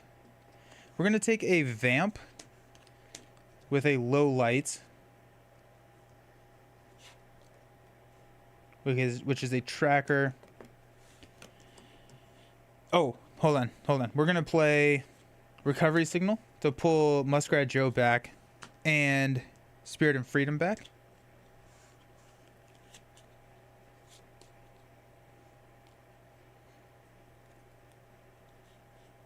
Okay. So here's what we can do. We can have a tracker or marksman.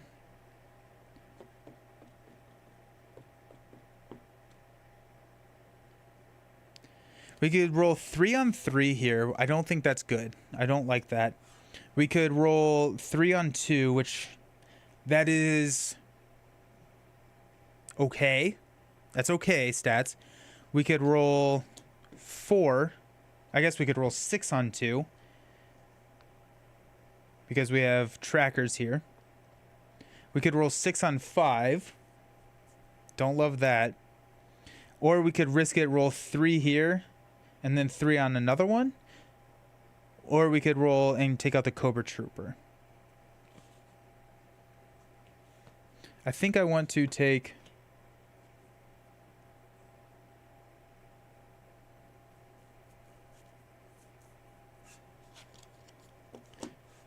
We're gonna take it one at a time. So 3 here.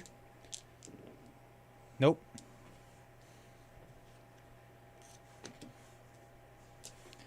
3 here. Actually, let's go here. Yep. Okay.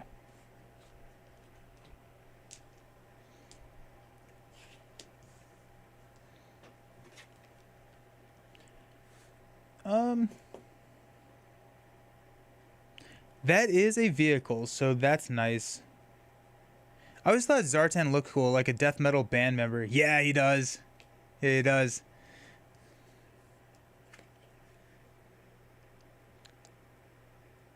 He trades that sword in for a guitar.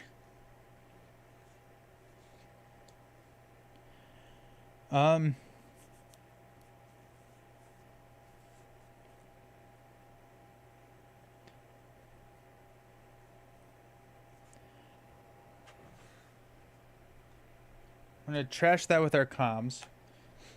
Flip into clutch. For each other, Joe with vehicle skill on this mission, +1 wild. We have 6 to spend. We could take ace and clutch. Actually, that sets us up to kill Major Blood really easily. We may that may actually be what we just need to do. I don't love it, but like at some point we have to set up a vehicle play. Let's buy ace first. Spend 4. This is going to fill in. Inspiration. Each player reveals a leader from their hand, draws a card. We'll take a 3 here. And we got the +1, +2 wild skill, +1 vehicles, +2 tech. At the end of our turn, we increase our threat here. 2, 4, 5. Oh, at the end of your next turn, fail. Okay, cool. Well, this is going to come in. Baroness is going to be put into play. And this has 2 complications on it. This is our final mission here. It has +1 difficulty for each one in the success pile. So that's 2, 4, 5. So we're looking at a 7. Defeat all Cobra battalions in the lineup on its success. That's pretty nice. Speaking of, Major Blood's going to put one into play. Shuffle the Cobra officers and put one into play at random on a failure. Well, that's a pretty decent hand.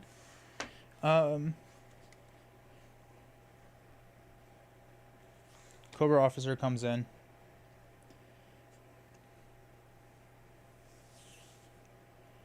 We may just take the fail. We may just take the fail here.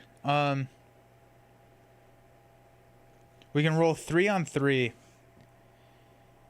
We don't have any modifications to it. If we take the Skyhawk, we actually can take a 5. Yeah, we'll do that. We'll take the Skyhawk with Muskrat on the Sea Assault. So it's a +3 vehicles, +2 recon. We have stealth, so we're rolling stealth and recon, so that's 5 total dice. Blood, Daystro, Baroness, and Zartan all in play is rough. Yeah, it's not great. Oh my gosh, look at that. We would have saved the world if we tried to on that one. That gets discarded. Then Skyhawk, since it's not the vamp, goes in our discard pile.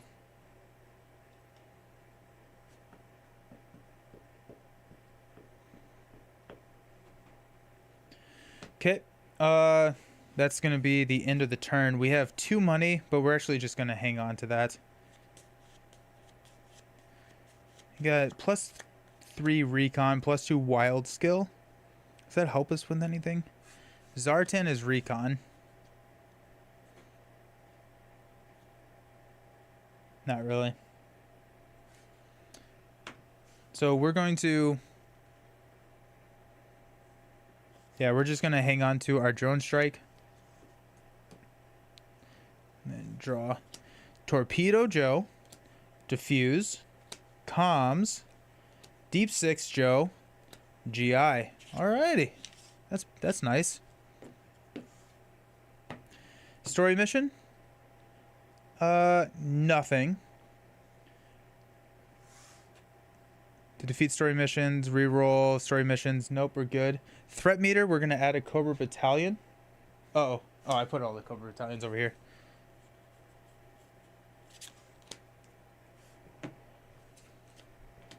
So Cobra battalion there.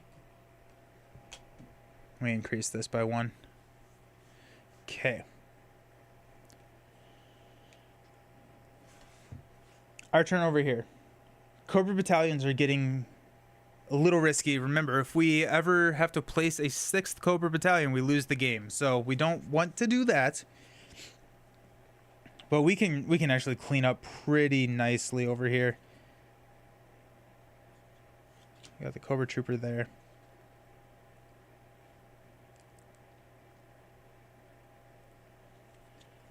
We got vehicles. We can. Oh, we're gonna take out Major Blood. Let's go. Let's go Vamp. We're gonna go Clutch and Ace. So that's gonna be 4, 5 on Major Blood. That's really not that much. Vehicles and Marksman. We're gonna commit Deep 6 Joe here.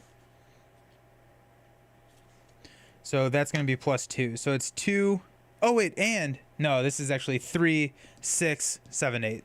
Because it's each other Joe with a vehicle gets +1 wild. So 2, 4. That's actually all of our dice. 8 to 4. Come on. There we go. Nice. We're good. That's big. Amp goes there. This gets discarded. Yeah.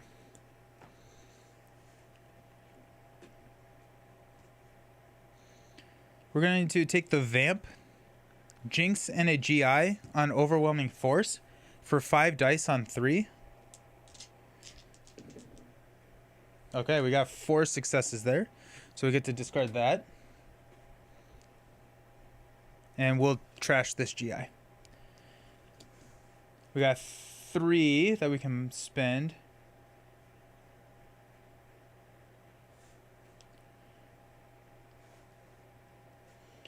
Let's take the Ram. Stalker Joe, 3/3 tracker martial arts. Stalker's the only Joe on the mission, +3 wild skill. That's pretty hype. I assume that is just like so awesome for those who understand and know the IP. Nothing at the end of our turn. 2, 4, 5.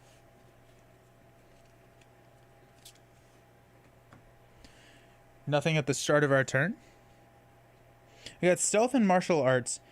I think at this point we need to start taking care of some of those Cobra battalions. We need to claw our way back from the Cobra battalion. I am playing two-handed good guys. Yes, that is correct. Yeah. Does Daystro add? Yeah, he does. He does. So I needed to draw a complication at the end of my turn over here. Each player shuffles a Cobra Trooper into their deck. So we're gonna shuffle and draw 5 here. Good catch. Thank you. Yeah. I wish there was an icon or something that said like, hey, this is end of round trigger or something like that, right? Like there's a way to identify that. Distro is tough. Yeah, we need to forgot about the complications, so we have to draw those each round. Actually not sure what these are. I'll put those there. Okay, so Daystro, some martial arts, explosives. We can roll 6. We can roll 7 on 5 on Daystro. 8 on 5, I guess. I feel like, oh my gosh, I feel like we have to take him out. But he may just come back with the complications, honestly. And I feel like the Cobra Battalions are a pressing issue. I think we have to do that. A reminder symbol would be very helpful. Yeah. Like end of round, start of round trigger, like color border or something. Is it like one of my complaints about the game is it's just I'm looking right now at just a wall of text, and it can get kind of complex to remember when everything kind of triggers.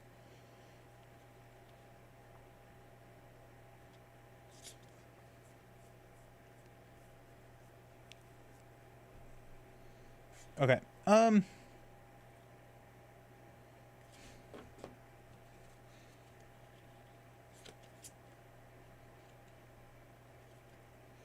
100% almost need tokens to fill a gap. That would be good too. That would be really good, yeah.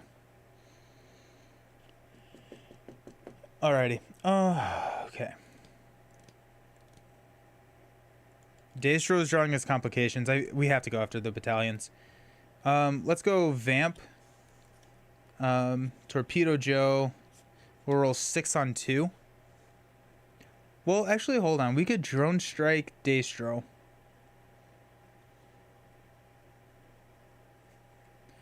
Roll 6 on 5. 7, 8 on 5. What if we roll 8 on 5? Do we have... We don't have any modifications. I think we're just going to have to suffer through Daystro one turn. So let's roll... Let's roll 6 on 2.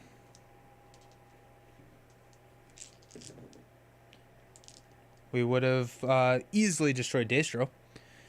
So that kills this Cobra Battalion. We're going to play Diffuse.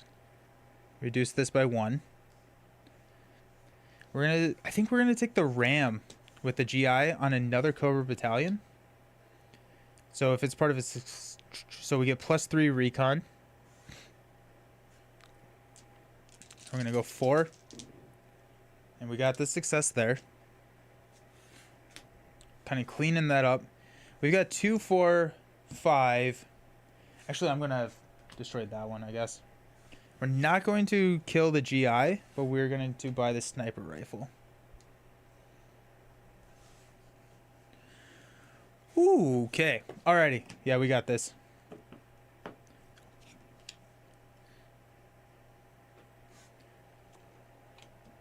Tunnel Rat. We're going to hold on to comms. And we're doing end of round stuff. So story mission doesn't have anything. This draws us a complication.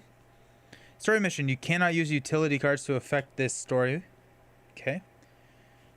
Then threat meter adds a Cobra Battalion. And we increase this by 1. Cool. We don't have a lot here. I think we need to start killing some of these Cobra troopers.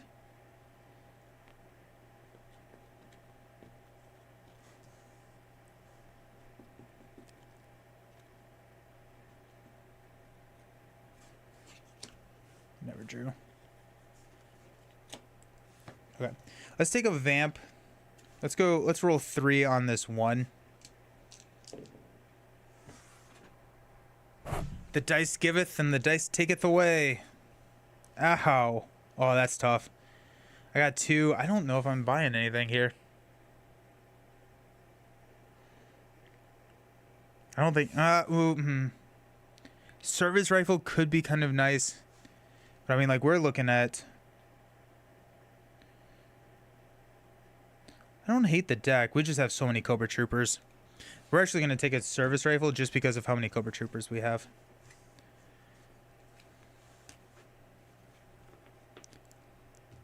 Okay. Wait, hold on. I'm going to hang on to the diffuser because you can set aside with the reserve. I love that mechanic. In the 1 and 2 player games, you can set aside a card from your hand for next turn. Such a cool balancing mechanism. It's so cool. Okay. 2. Hey, Cobra Trooper. Oh, give me a Joe. Give me a Joe. Okay, cool. We at least have a Joe. Ugh. Need more Joes. Alrighty, over here. We could upgrade Lady J. She becomes a tech tracker if there's a utility in play. +1 wild skill and draw a card. We'll probably do that. I think that's definitely worth it. We got explosives and martial arts. We can roll 1, 2, 3, 4, 5 on 5 on Daystro. I think we're just resolving another complication, unfortunately. Cobra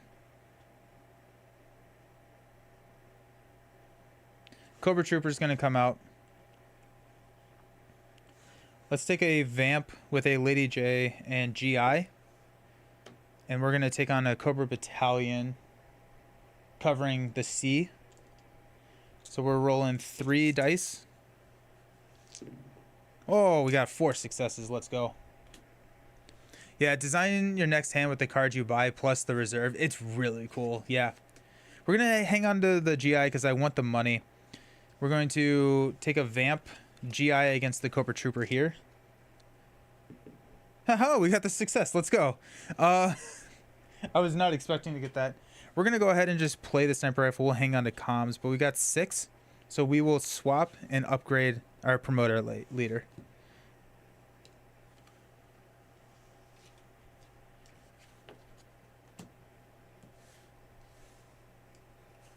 Two, 4, 5. Ooh, we got explosive tech tracker. Okay, we're feeling better. There's a utility in play. What are utilities? Are utilities... I should definitely know this. This is my asymmetrical power. Are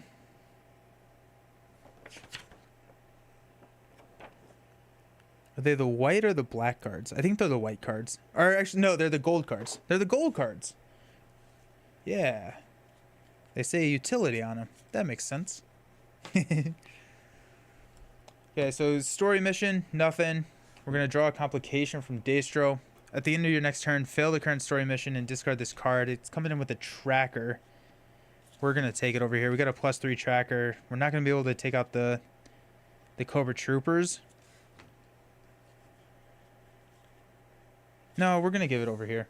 Because we also have a tracker over here. I need to kill some Cobra Troopers. Okay. Threat meter. We're going to add a Cobra Battalion. And we're going to increase this by 1.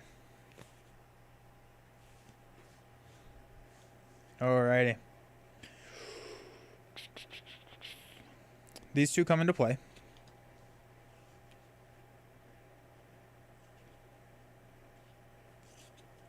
We're going to Vamp low light.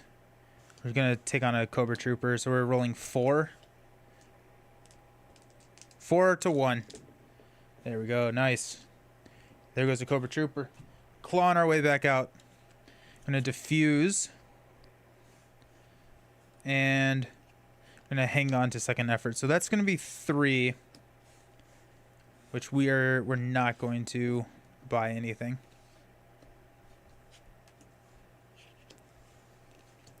Duke, rocket launcher, GI, comms, Cobra Trooper. Yeah, we're just getting clogged down with those Cobra Troopers. It's tough. Okay. It's our turn over here.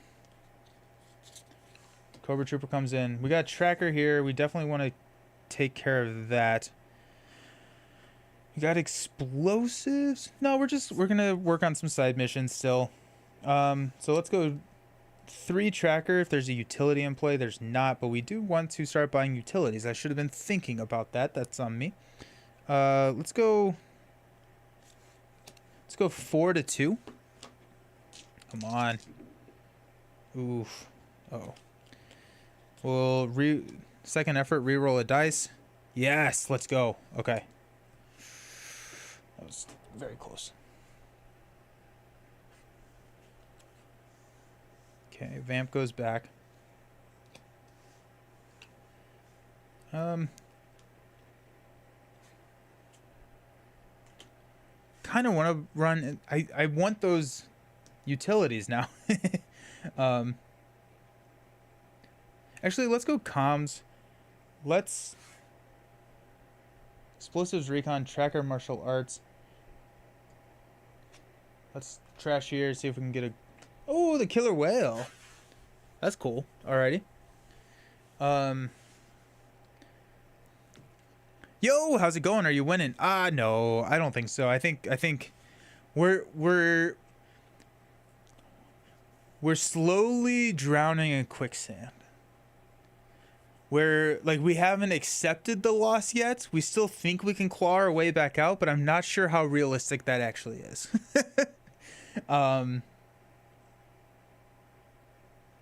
Yeah. We're gonna vamp Lightfoot explosives. I want to go against that Cobra Battalion, but if we fail, we fail.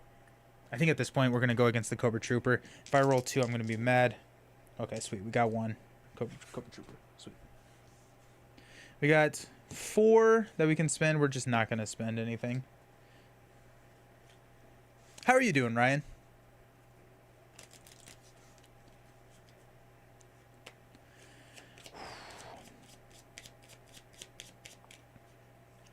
We have to kill Daystro. I forgot about Daystro. Ah, we have Jinx. Where's Jinx? I need to draw Jinx.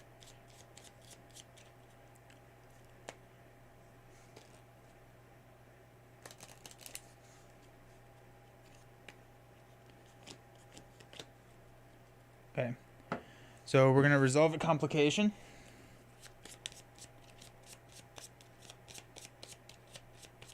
Oh, we need to take out Cobra Battalions. We're drowning.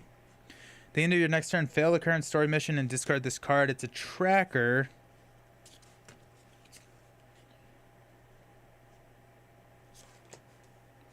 That goes there.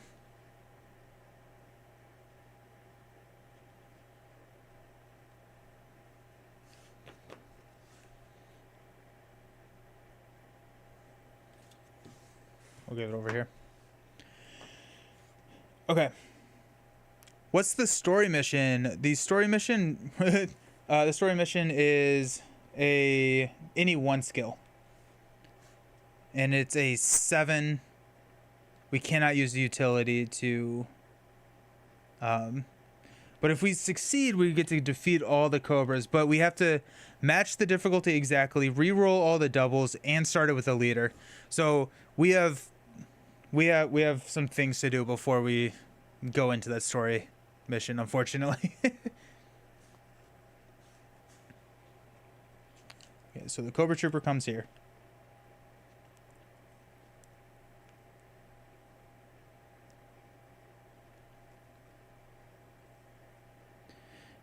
We could go recon. We have no recon. Why do I only have 4? Oh, yeah, because it was the yeah. Explosives or martial arts? We got, oh my gosh, I feel like I have not built my deck well here. I did not do this.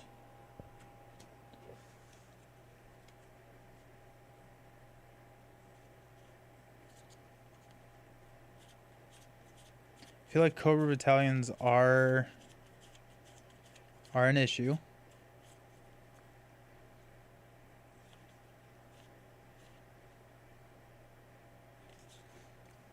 We don't have any GIs that we can pull with Duke.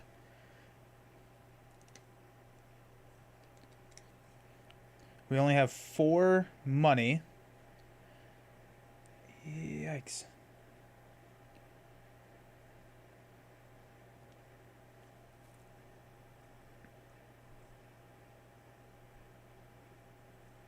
We can roll 3 on 2. I think we have to roll 3 on 1. We could use the Skyhawk. If we use the Skyhawk, we can roll. Could probably take out Zartan with 2, 4, 5. No, we absolutely cannot. But we reroll a die. I think we're gonna take the Skyhawk on this Cobra Battalion. So that's gonna be 4 recon on 2. We're gonna go 1 GI. So that's 5. 5 on 2. We got it. Okay.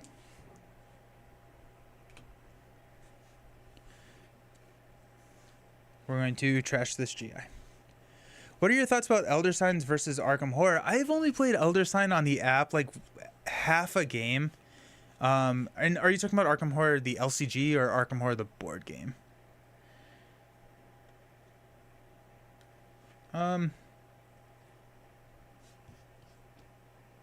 We're gonna hang on to comms. We're gonna play rocket launcher and discard this story. Complication. So we got 3.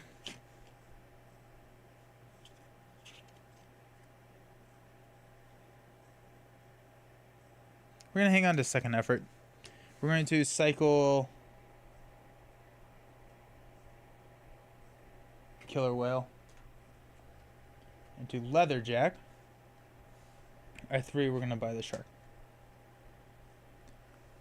The LCG, I would say the LCG is going to be significantly more replayable. I have not played Elder Sign that much, but LCG is an incredibly good game.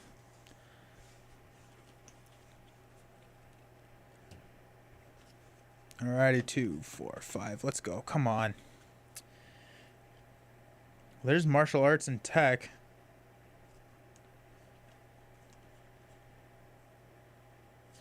We got a reroll. I think we have to take on Daystro here. We have a tracker. We fail the next story. Ugh.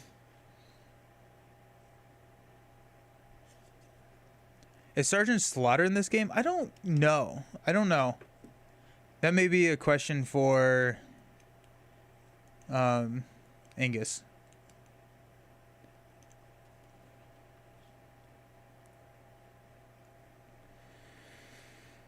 Oh, okay.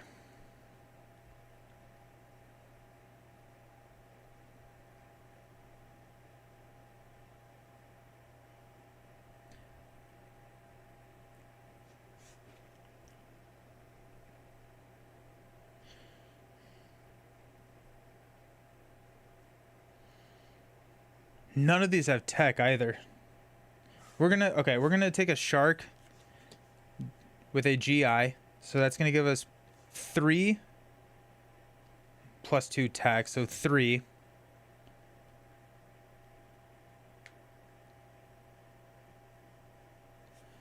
I'm going to play knowing it's half the battle to get a success. So we're rolling 3 to 1.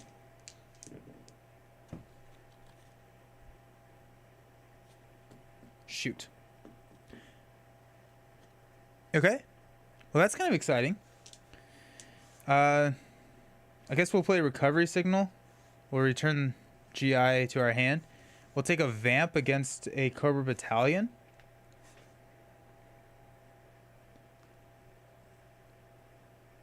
Or actually, we can try this again. We're going to try it again. So we're going to go 2 against 2. Oh, let's go. Let's go. That's huge. Ooh, okay.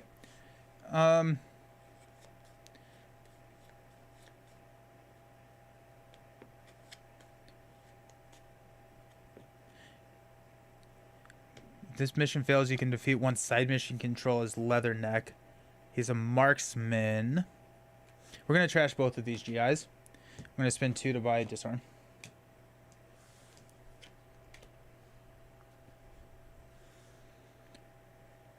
Two, 4, 5. Story mission, no card effects. We're going to resolve in a complication. Cobra Trooper into our deck. I have to get rid of Daystro.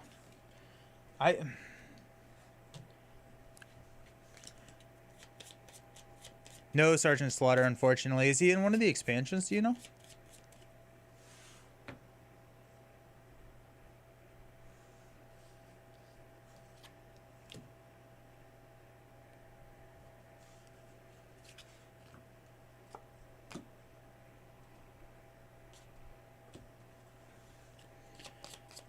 Okay. Threat meter, we're going to add a Cobra Battalion. And increase this. Okay. These dice can be brutal sometimes. Some players say to play with the mission critical dice, which have more successes. We were talking about that on the stream earlier today. I thought that was super interesting. I don't think I'm going to go buy mission critical dice, though. Yeah, Cobra Trooper. Okay. Let's mess Daystro's life up.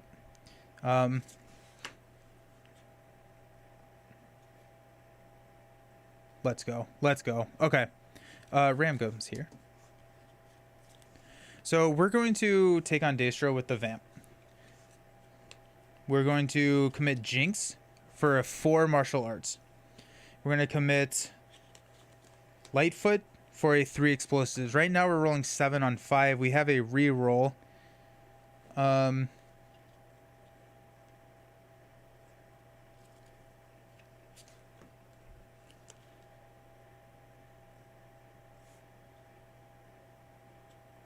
There's a utility in play on this mission, +1 wild skill and draw a card. We don't have a utility, and I think I need to keep that.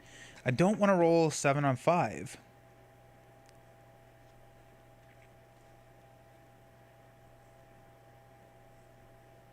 It's effectively 8 on 5. A little bit better than 8 on 5. It's just not good. 5 is such a high thing to hit. I'm going to commit Clutch to go 8 on 5. Come on. Oh, look at that. 2, 4, 5, 6. That was clutch. So Daystro goes over there.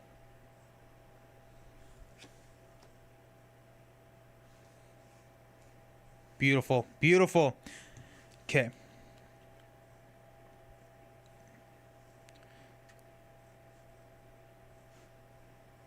I feel like we have to take out a Cobra Battalion. I feel like we can't focus on the Cobra Trooper. That's the crux of the issue right now, right? Because we have the Cobra Battalions are lining up. We've been killing those, which means that Cobra Troopers are like clogging our deck. At least we got rid of Daystro. That's nice. Let's go Vamp into Mainframe. We'll go 5 on a Cobra Battalion. I have 1, 2, 3, 4, 6. I have a 6. That's pretty exciting. I think we're gonna go for Tunnel Rats, Explosives Recon. I like that. Scuba Gear. Target player draws 2 cards. That's nice. That's really good.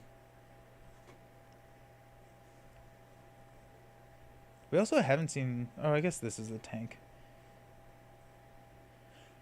Let's go here. Let's go on that one. So let's roll 5 on 2. Oh, let's go. And then we're going to buy Tunnel Rat. We're going to pass off that to the next turn.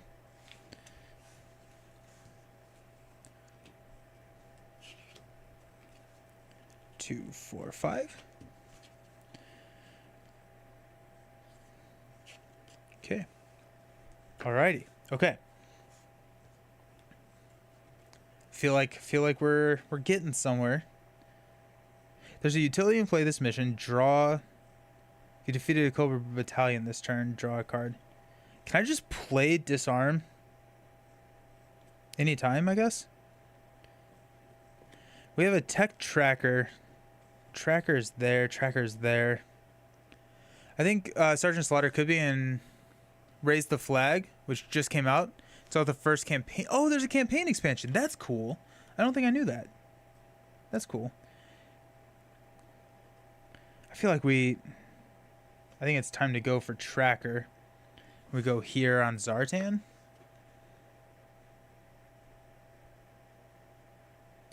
But we don't have...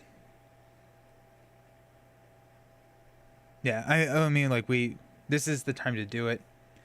So we'll probably put Disarm. Yeah, Lift Ticket.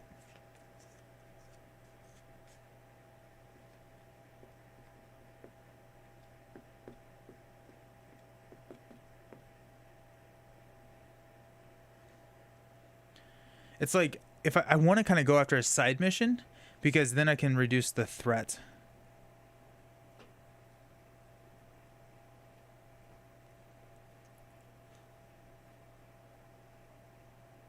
We're getting into red, which is not great. Actually, you know what? We have the red ability here, right? Yeah, draw 2 cards. So we're not going to reduce the threat. Let's go against Baroness. Let's go Vamp, Lady J. We're going against... actually, Zartan. Sorry. We're going against Zartan. To defeat the story mission, you must match the difficulty exactly. So we're taking Tracker against Zartan. We got 3. We're gonna go +3 for each side mission you control, +1 hit to this mission. We don't control any, unfortunately. So that's 6 to 5. Let's drink, Guarismo. Good call.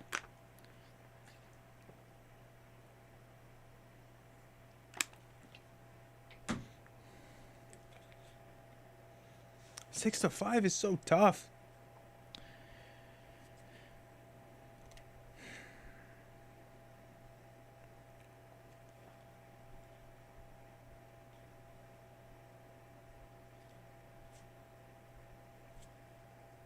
I feel like if we go on it, we just get an automatic hit with the Cobra Trooper. And if we lead with Spirit and Freedom,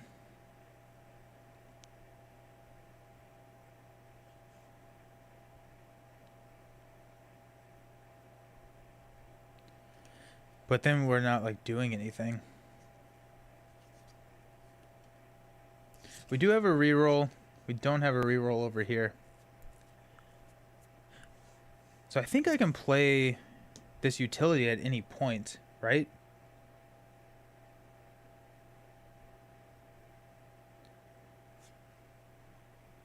Or does it have to be a mission utility to do it?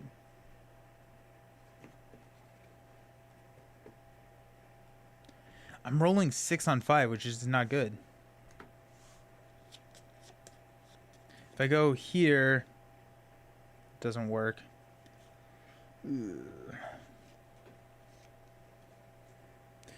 Let's go against the Cobra Battalion.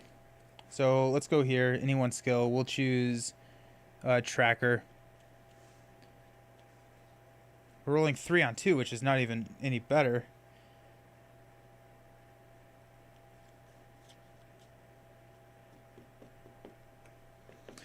Team, I think we're in trouble.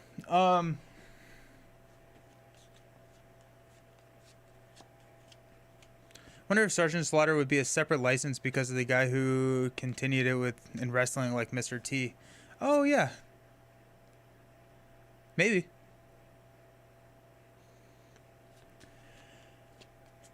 We got 2. I kind of want to play this so we can get 4. We can take Leatherneck, which is marksman, which does not help us actually. This mission fails, you can defeat one side mission that we control.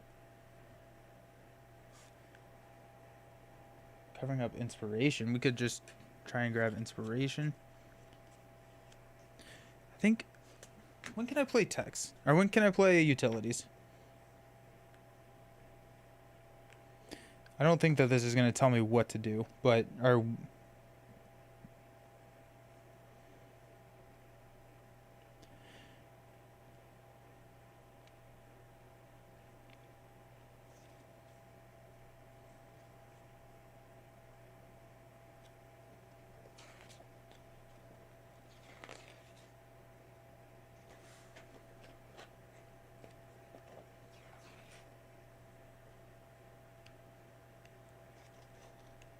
Can I just play a card whenever? Utility cards represent the inspirational fighting spirit of the G.I. Joes. Gear cards, yep. It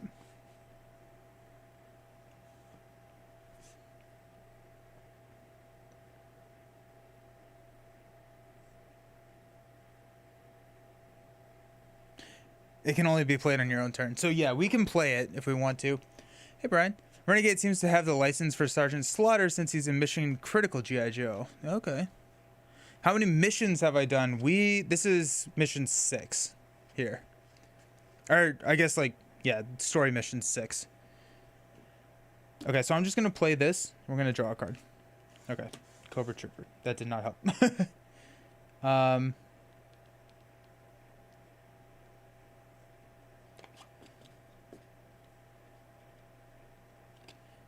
But I get +1 wild skill, so it's going to be 4.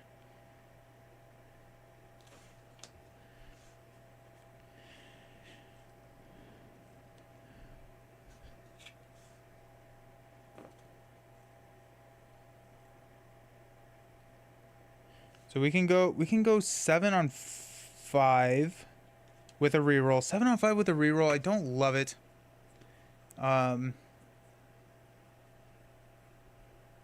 I guess I haven't I probably should have determined what I was committing to first. We're going to go against that one. So we're going to go 4 on 2. Got him.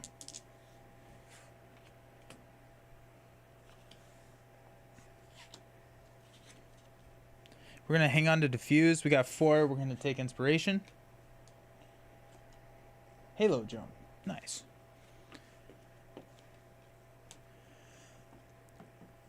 The campaign has an aircraft carrier, USS Flag. You build for the tabletop, which you can upgrade and protect from damage. Has branching story decisions for the campaign. Sealed camp. Oh, that's cool. That's awesome. Tough situation. Zartan is the worst because of his effect. Yeah. Zartan's tough. How much higher of a difference do you need to feel comfortable? I'm usually looking at 67% of the target value. Or I guess like I want the target value to be 67% of the dice that I'm rolling. Right? Because it's 2. We get 4 successes out of 6, which isn't perfect, but that's kind of what I'm thinking. So if I'm rolling on 10, I want 7. Or if I'm rolling on 7, I want 10 dice. It's very loose. And it changes based on where the game state is at and how much I want to be risking or letting go.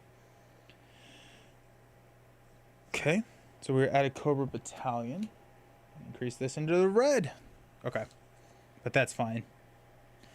Cobra Trooper. Let's go Vamp. What do we draw? She's not supposed to be in there.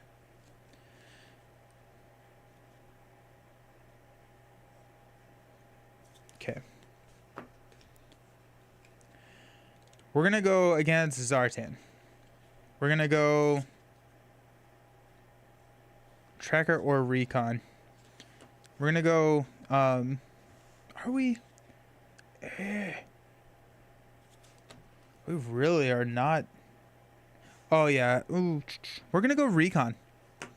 We're going to go Recon here. So let's go 2 on Recon, starting Zartan. We are in the red, so we get to draw 1. And a second card. Okay, so... We got 2. We got more Recon over here, and we can commit a +1 hit if we absolutely need to. Or, honestly, if we draw another Cobra Trooper, that could be nice. We got Jinx. Okay. So we're going to commit Deep 6 here. So that's 3. So we are at 2, 5 to 5. We have a reroll.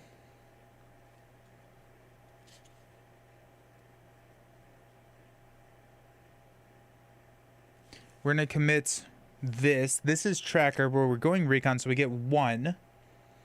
So that's 6, and we get +1 hit because we have a side mission. So now we're going 6 on 4. We have a reroll. I think that is about how risky I can be. So let's go 6 on 4.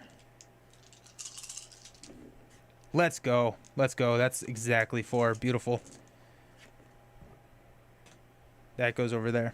Okay, the Vamp comes back here. Story missions must be started with the leader. We don't have a leader, which is fine, because I don't think I'm starting a story mission. I want to...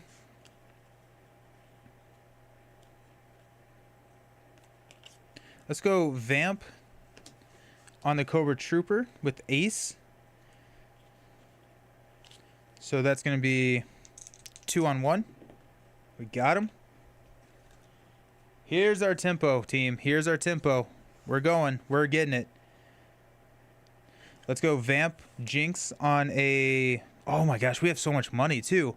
We got 2, 5, 6, 7.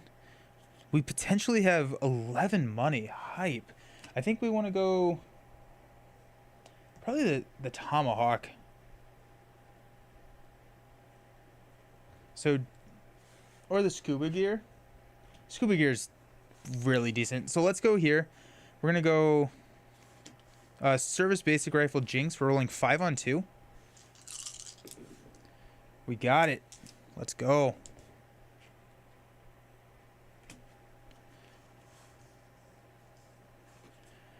We're going to hang on to our reroll Proximity Mines. We got 2, 4. 6, 8, 11.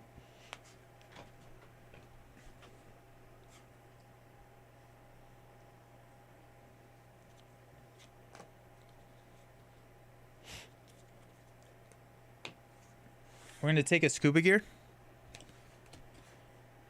flip into all in, ignore the results of one die roll, reroll a mission dice. Okay.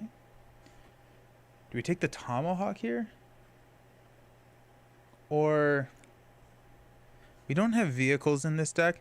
I'm thinking that I may want to take like lift ticket. No, we do have vehicles and we actually have synergy with vehicles. We're taking lift ticket here. So that's 8. We got Ripcord. When Ripcord defeats a side mission, -1 threat. He's a 2 wild. We're taking Ripcord. That's our 11 money spent right there. I feel really good about that. Okay, we got Ripcord, lift ticket, scuba gear, service rifle, rocket launcher. Woo! Nice. We have to kill the Baroness because... or else we need to figure out a... Ripcord is so... he really is. He seems really, really good.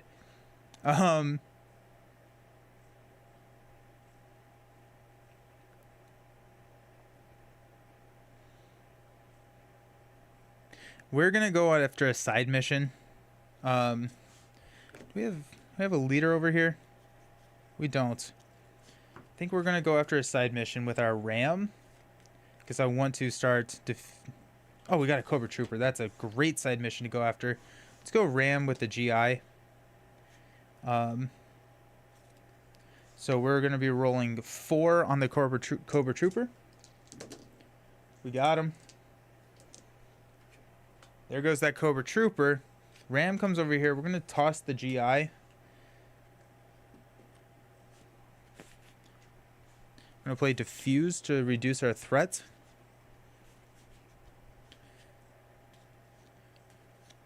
Got a comms. We're going to toss Leatherneck. And see, we got the Striker XP14F. +2 stealth on a airplane, or on a plane test. We get +3 wild. It can hold 2 Joes. We got Inspiration, which leaders in there. I think if we just go, we're just gonna hang on to Inspiration. I had that toy as a kid. Oh, that's really super nostalgic. I love that. That's hype. Nice, nice. Or we could take all in. Ignore the results of the die roll. Reroll all mission dice. We're gonna take all in and play Inspiration for that. Okay, 2, 4, 5. Threat meter, Cobra Battalion comes out. Increase. Oh, we got the AWE Striker. The leaders on this mission, +2 wild skill on a tank mission, +3 marksman, and it can carry 3. That's pretty decent. Alrighty. Stealth and tracker, or start with the leader. We may just like leave Baroness out there. We don't have a leader, so we can't start it, unfortunately. Do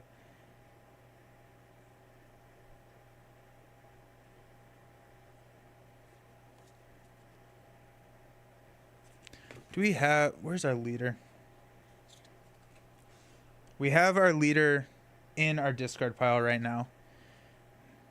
There are leaders that are not your starting leaders, and so there is that. But I'm wondering if we...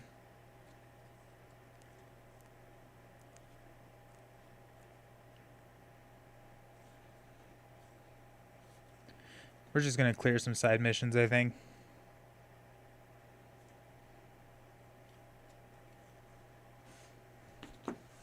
Got 2, 4, 6, 8, 10. We're 2 hands minimum to see a leader. Okay. We don't have stealth or trackers, so let's clear some Cobra battalions. We've got a vamp. Let's go a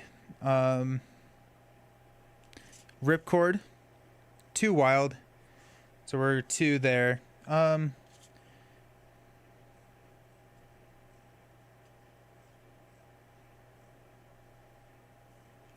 We'll go 3 on 2 with the service rifle. I kind of really want to 3 on 2. We'll re-roll a die. Yes. What was I doing?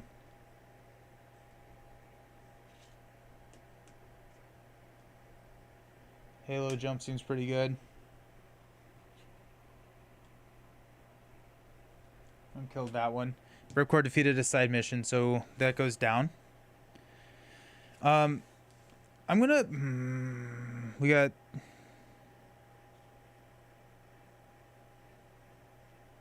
trying to figure out if I want to play scuba gear. We could give card draw over here, actually, if we wanted to.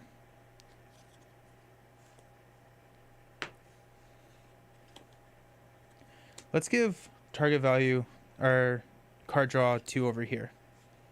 Okay, I'm happy with that. We're going to set aside lift ticket.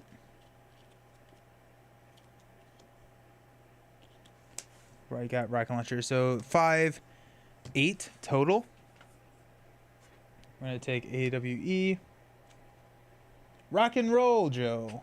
I'm going to take Shipwreck and Polly. Hey, Mr. Baseman. Good evening. How goes the battle? We are clawing our way through it. We're down in the trenches. But we're doing okay. We're doing okay. We got our leader here. So there's a leader on the mission. We can draw a card. If we take a AWE, we get +2 wild. It's like we're really looking. Do we have a leader in our hand here? Yeah, we don't. We don't. So we may want to take out Baroness, but we could start the mission with a leader over here next turn.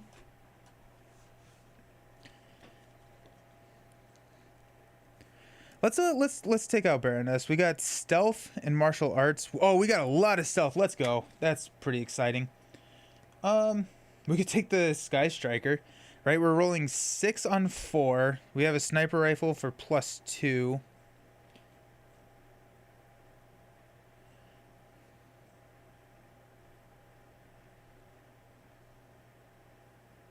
We're gonna take.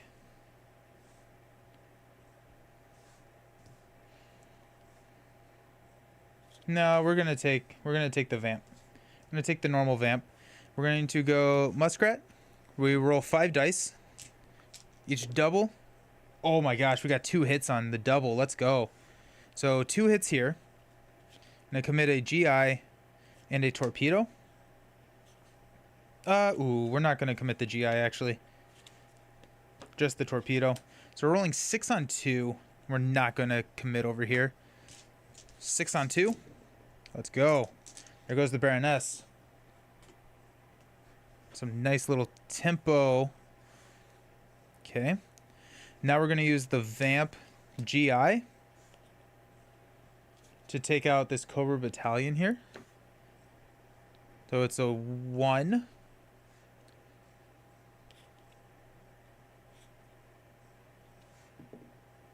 We'll play the sniper. Roll 2. Oh my gosh. Oh no. We're going to ignore the die results and reroll all mission. There's 1. Oh my goodness. Okay. We're going to second effort reroll one of these. No, come on. I just rolled 7 dice and got 1 result. Yikes. We're going to hang on to drone strike. Wow. Okay. Well, there we are. So 2, 3, 6, 7.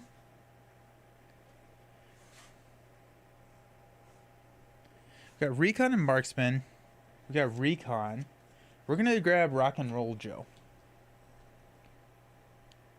for 6. Okay. Yeah, right? And we have the drone strike. Okay, got one. We got this. Because now we can take on that mission. We have a good path to it. It's a total of 7 is what we need. We haven't seen the complications yet, but we're going to defeat all the Cobra battalions whenever we do beat it, so that's nice. Rock and Roll was one of my favorite Joes growing up. Nice. He's cool. He's really cool. Okay. 1, 2, 3, 4.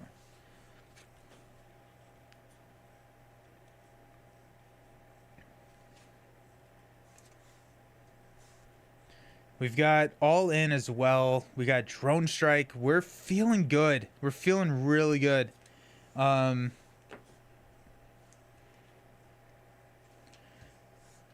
Okay, end of the round. Threat meter adds a Cobra battalion. And increase this. Nelson, what would your G.I. Joe name be? Oh, that's a good question. I don't know.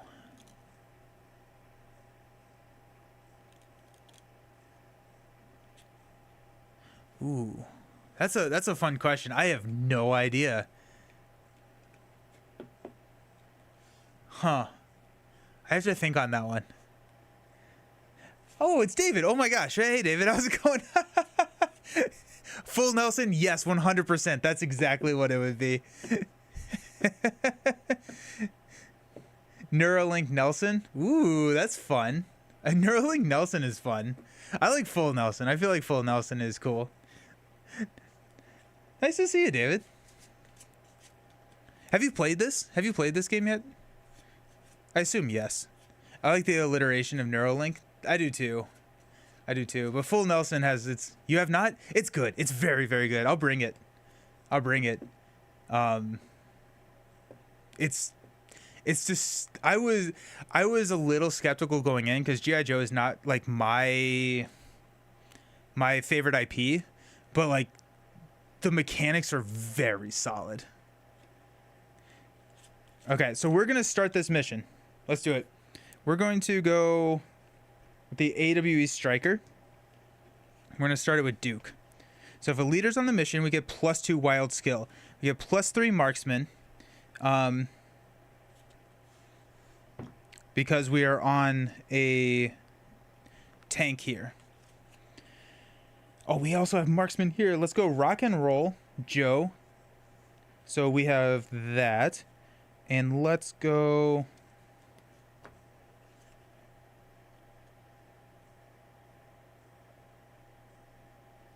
Lift Ticket Joe for our final. If there's a leader on the mission, which there is, we get to draw a card, which is Low Light Joe. Let's go. Okay.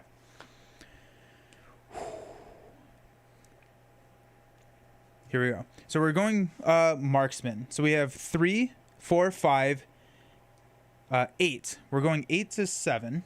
We're going to choose a Joe on this mission. Their highest value becomes a wild. So we're going to choose here for recon. And that's going to be +4. So we're going 12 to 7. And we have an all in. I feel good. I feel good. We got 8 here. We roll 4. So we get to roll 4 more. Wait. I said 12, right? 4, 7, 9, 10, 7, 8, 9, 12. Yeah. Look at that. Look at that, team. We got it. Let's go. Oh, is this the Renegade frame? Yeah, it's the Renegade from a couple years ago. Yep. Yeah. New to me, but it's not super new. But for whatever reason, it just started creating some buzz in the Discord. And I was convinced to pick it up. Okay. Oh, we never did the complications. Hold on. At the end of your turn, +1. Explosive or vehicles.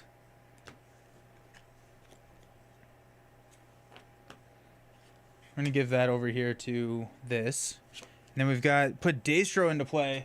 He's back. No. We cycled too much. We roll all double hit die results against the story mission. Okay, so we're gonna reroll these. Oh no. Okay, I'm gonna reroll these. Okay, so that's 2, 4, 6, which is not enough. So we're gonna play all in, and we're gonna reroll 12 dice. I think we got a copy, but I haven't played it. Are you gonna get any altered played on stream? I don't know. I think maybe it's on BGA, so I should do it on BGA. I know Ryan said that he was. We were gonna try and play. Been doing a lot of unlimited. Okay, let's reroll 12. We're rerolling all doubles.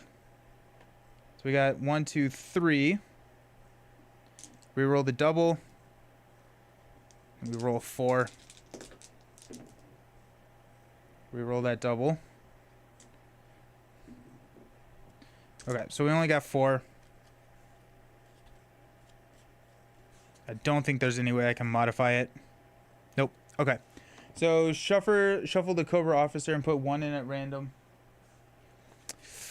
Are you gonna yeah. I do want to play more altered. I feel like with altered and unlimited coming out at the same time, I'm having a really hard time doing both. Cobra Commander. Oh no. At the end of each round, discard all uncovered main deck story cards in the lineup. And put 1 in at random, and then this goes up by 2. Oh.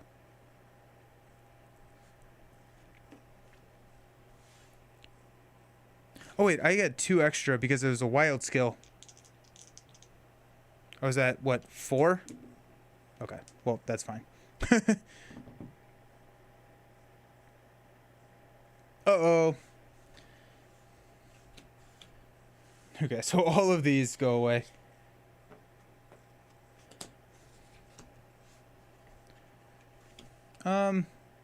Let's take a vamp against the Cobra Trooper. Got 1, there we go. Oh, and we actually get to draw 2 cards. Oh, plus 1 wild skill, just kidding. So that's 3. I defeated a side mission, so we can reduce that by 1. And we're going to choose our buddy over here who only has 2 cards to draw a card. Commander pushes through the lineup deck in turn, loses the game if you run out. Commander pushes through the lineup deck in 1 turn and loses the game if you run out. I'm not following, I'm sorry. Oh, you lose if the deck runs out of cards? Ah, that makes it harder.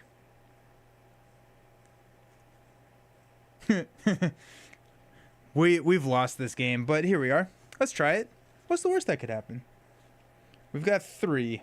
We're just not going to buy anything.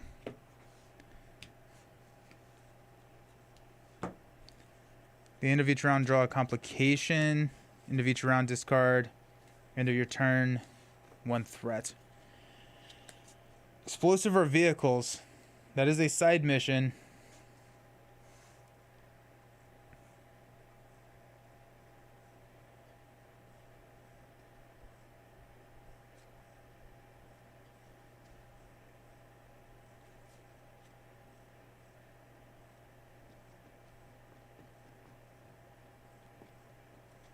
Okay, so under the sea, somewhere hidden in the Atlantic Ocean lies another rare element. That's thousands of miles worth of ocean for the Joes to search. Every second counts. This comes in with 1 complication. Plus 1 difficulty for each mission in the failure pile. At the end of each player's turn, draw 1 complication. Uh-oh. So in order for us not to lose this round, we have to take out the Fang Squadron. So we're going to go...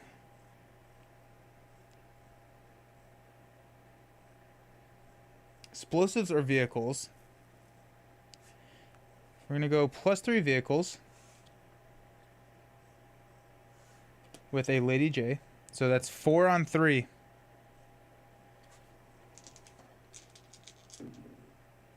There you go. That's game. because we can't modify. End of our turn, that goes up. Ah, so close. So close. Wow, that was actually a really long game. I was not expecting it to be that long, but it's a really fun game. It's tough. Dice were mean, but the dice were also pretty nice at some points. But yeah, pulling Daystro back out was tough because we could have cleared that. We would have cleared all the battalions. We would have decreased our threat. Woo! Hey Jester, how's it going? Wow, what is this game? This is G.I. Joe the deck building game. G.I. Joe the deck building game from Renegade Games. Ouch! Right? Yeah. No, but it's really solid. I really have been enjoying this game. Next time we come on, we may be, or with this game, we may be looking at the Cold Snap. I remembered it, y'all. I remembered it. The Cold Snap expansion, because I'm gonna break into that. But then I'm also really interested in the one, or in the legacy, or not the legacy, but the campaign. Jester solo play? Yes, you can play it solo. I just finished a game that was two-handed. And so you can, it's a cooperative game, so you can play it multi-handed. I think the two-handed probably works a little bit better, but I know that there are ways to play a true solo. I have not tried it yet, so I can't speak exactly to that. Cold Snap is really good. Good. Yeah, it's in shrink. I have yet to open it, so I'm hoping to open it soon. And we'll have to break it down, break it out. Alrighty, so thank you all so very much for hanging out. I appreciate it. I'm going to be back on Friday morning at 10 a.m. playing some Lord of the Rings. What I realized when I was editing, because I'm posting the VOD tomorrow on YouTube, what I noticed is that I played in the Dream Chasers box, I played scenario 1, then I played scenario 3. So we're going to go back and play scenario 2. But oh my gosh, thanks Nelson, thanks for hanging out. Good night. You did so well to push through, but Daystro and Cobra Commander were unfortunate timing. Yeah, got here late. See you Friday. Yep, thanks you. Alrighty, sweet. Thank you all. I appreciate you, and I hope you have a fantastic evening. Peace.